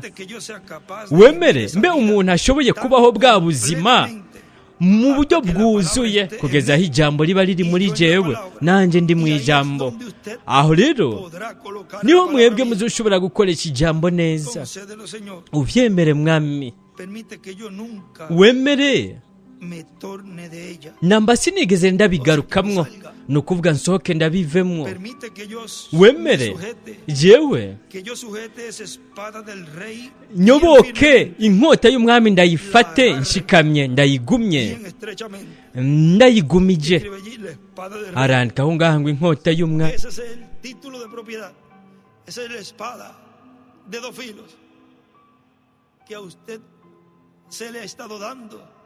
Y cuando toda esa palabra esté encarnada en usted, podrá cortar, partir, abrir. Ahora, si es para abrir, vean la forma en que esa sexta dimensión a usted le será abierta. ¿Quién abrirá la sexta dimensión en usted? Usted, yo, usted mismo podrá abrir con esa espada esa dimensión. Así que Dios nos ayude a dejar todas las cosas perecederas y caminar siempre en línea con la palabra para poder colocar esa espada bien. Y al colocarla bien, esa dimensión se estará abriendo cada vez más y más, más y más. Y usted sentirá esa brisa fresca de esa paz eterna que será sin fin, llenos del Espíritu Santo. Y te decimos, Señor,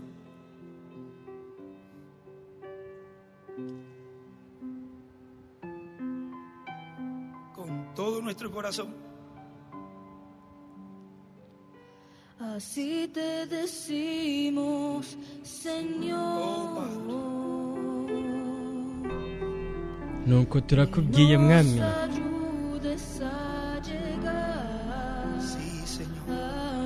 udufashe udushoboze gushika, egome mwami, ushika imuhira iwacu, kuko aho niho twebwe twaje tuvuye,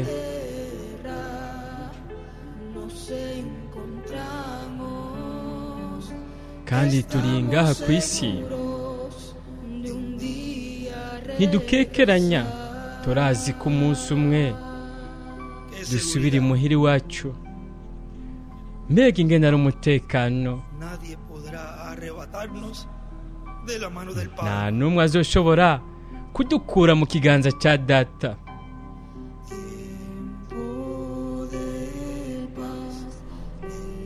Igihe cy'amahoro,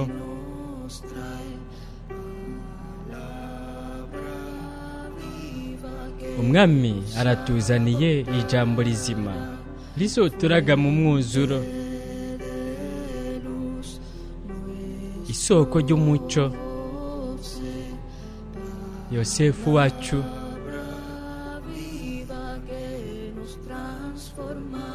ijambo rizima rizoduhindura.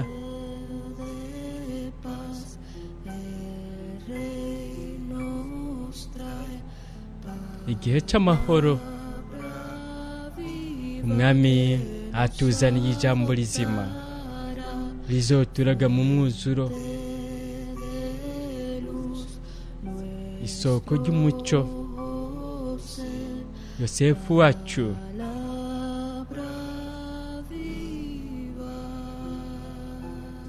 Ijambo rizima que nos transformará, rizoduhindura.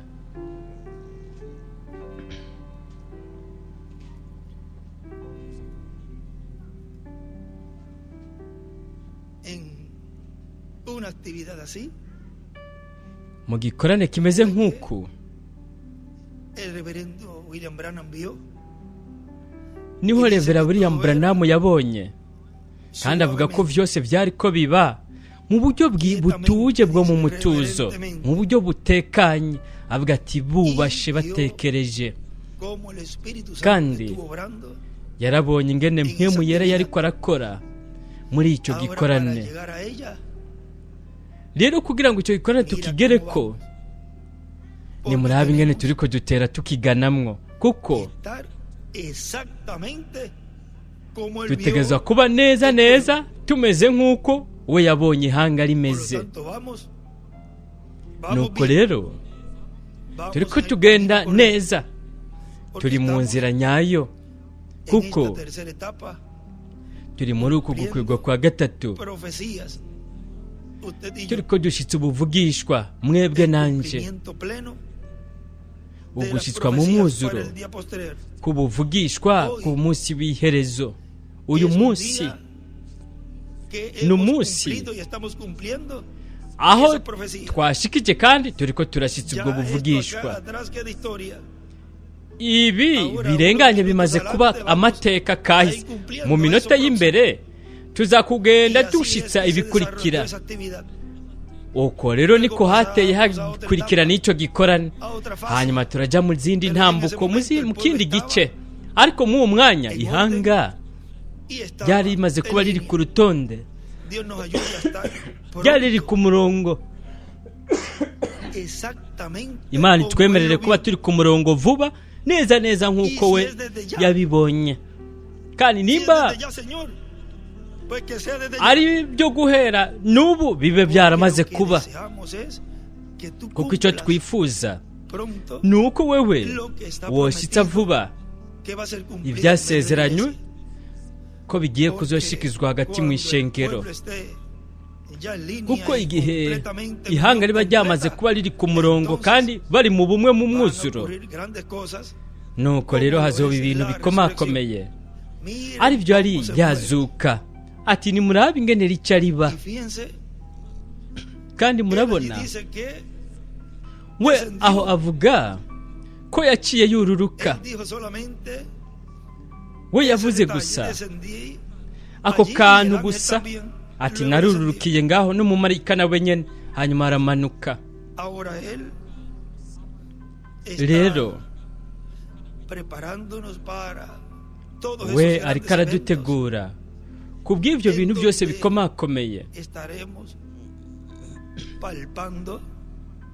aho tuzoba turiko turabikora ko tubicamwo, dukora ko tubicamwo uko kugaragara kwa wa mumarayika n'ukwa mwene data Branham.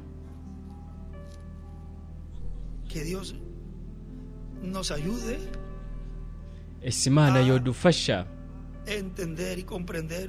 Imana idufashe gutahura no gusobanukirwa no kumenya ibanga ryo gukwegwa kwa gatatu ririko rirahishurwa, kandi tube turiko turakora tuba abamuhimbara.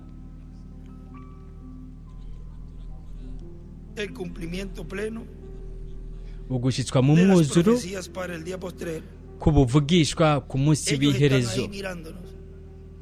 Bo bari ngaha bariko baratwitegereza, ariko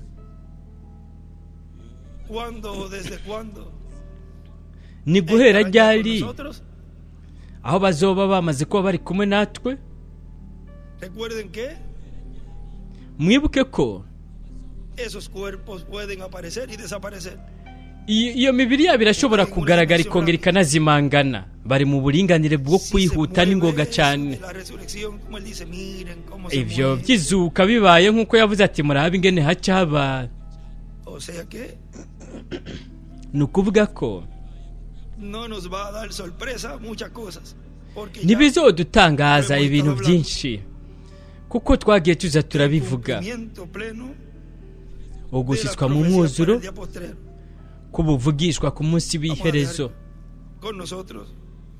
Reka dutere dusigarana muri iki cigwa, dusigarane uwo twishimira mwene data inshuti yacu Dr. William Soto Santiago.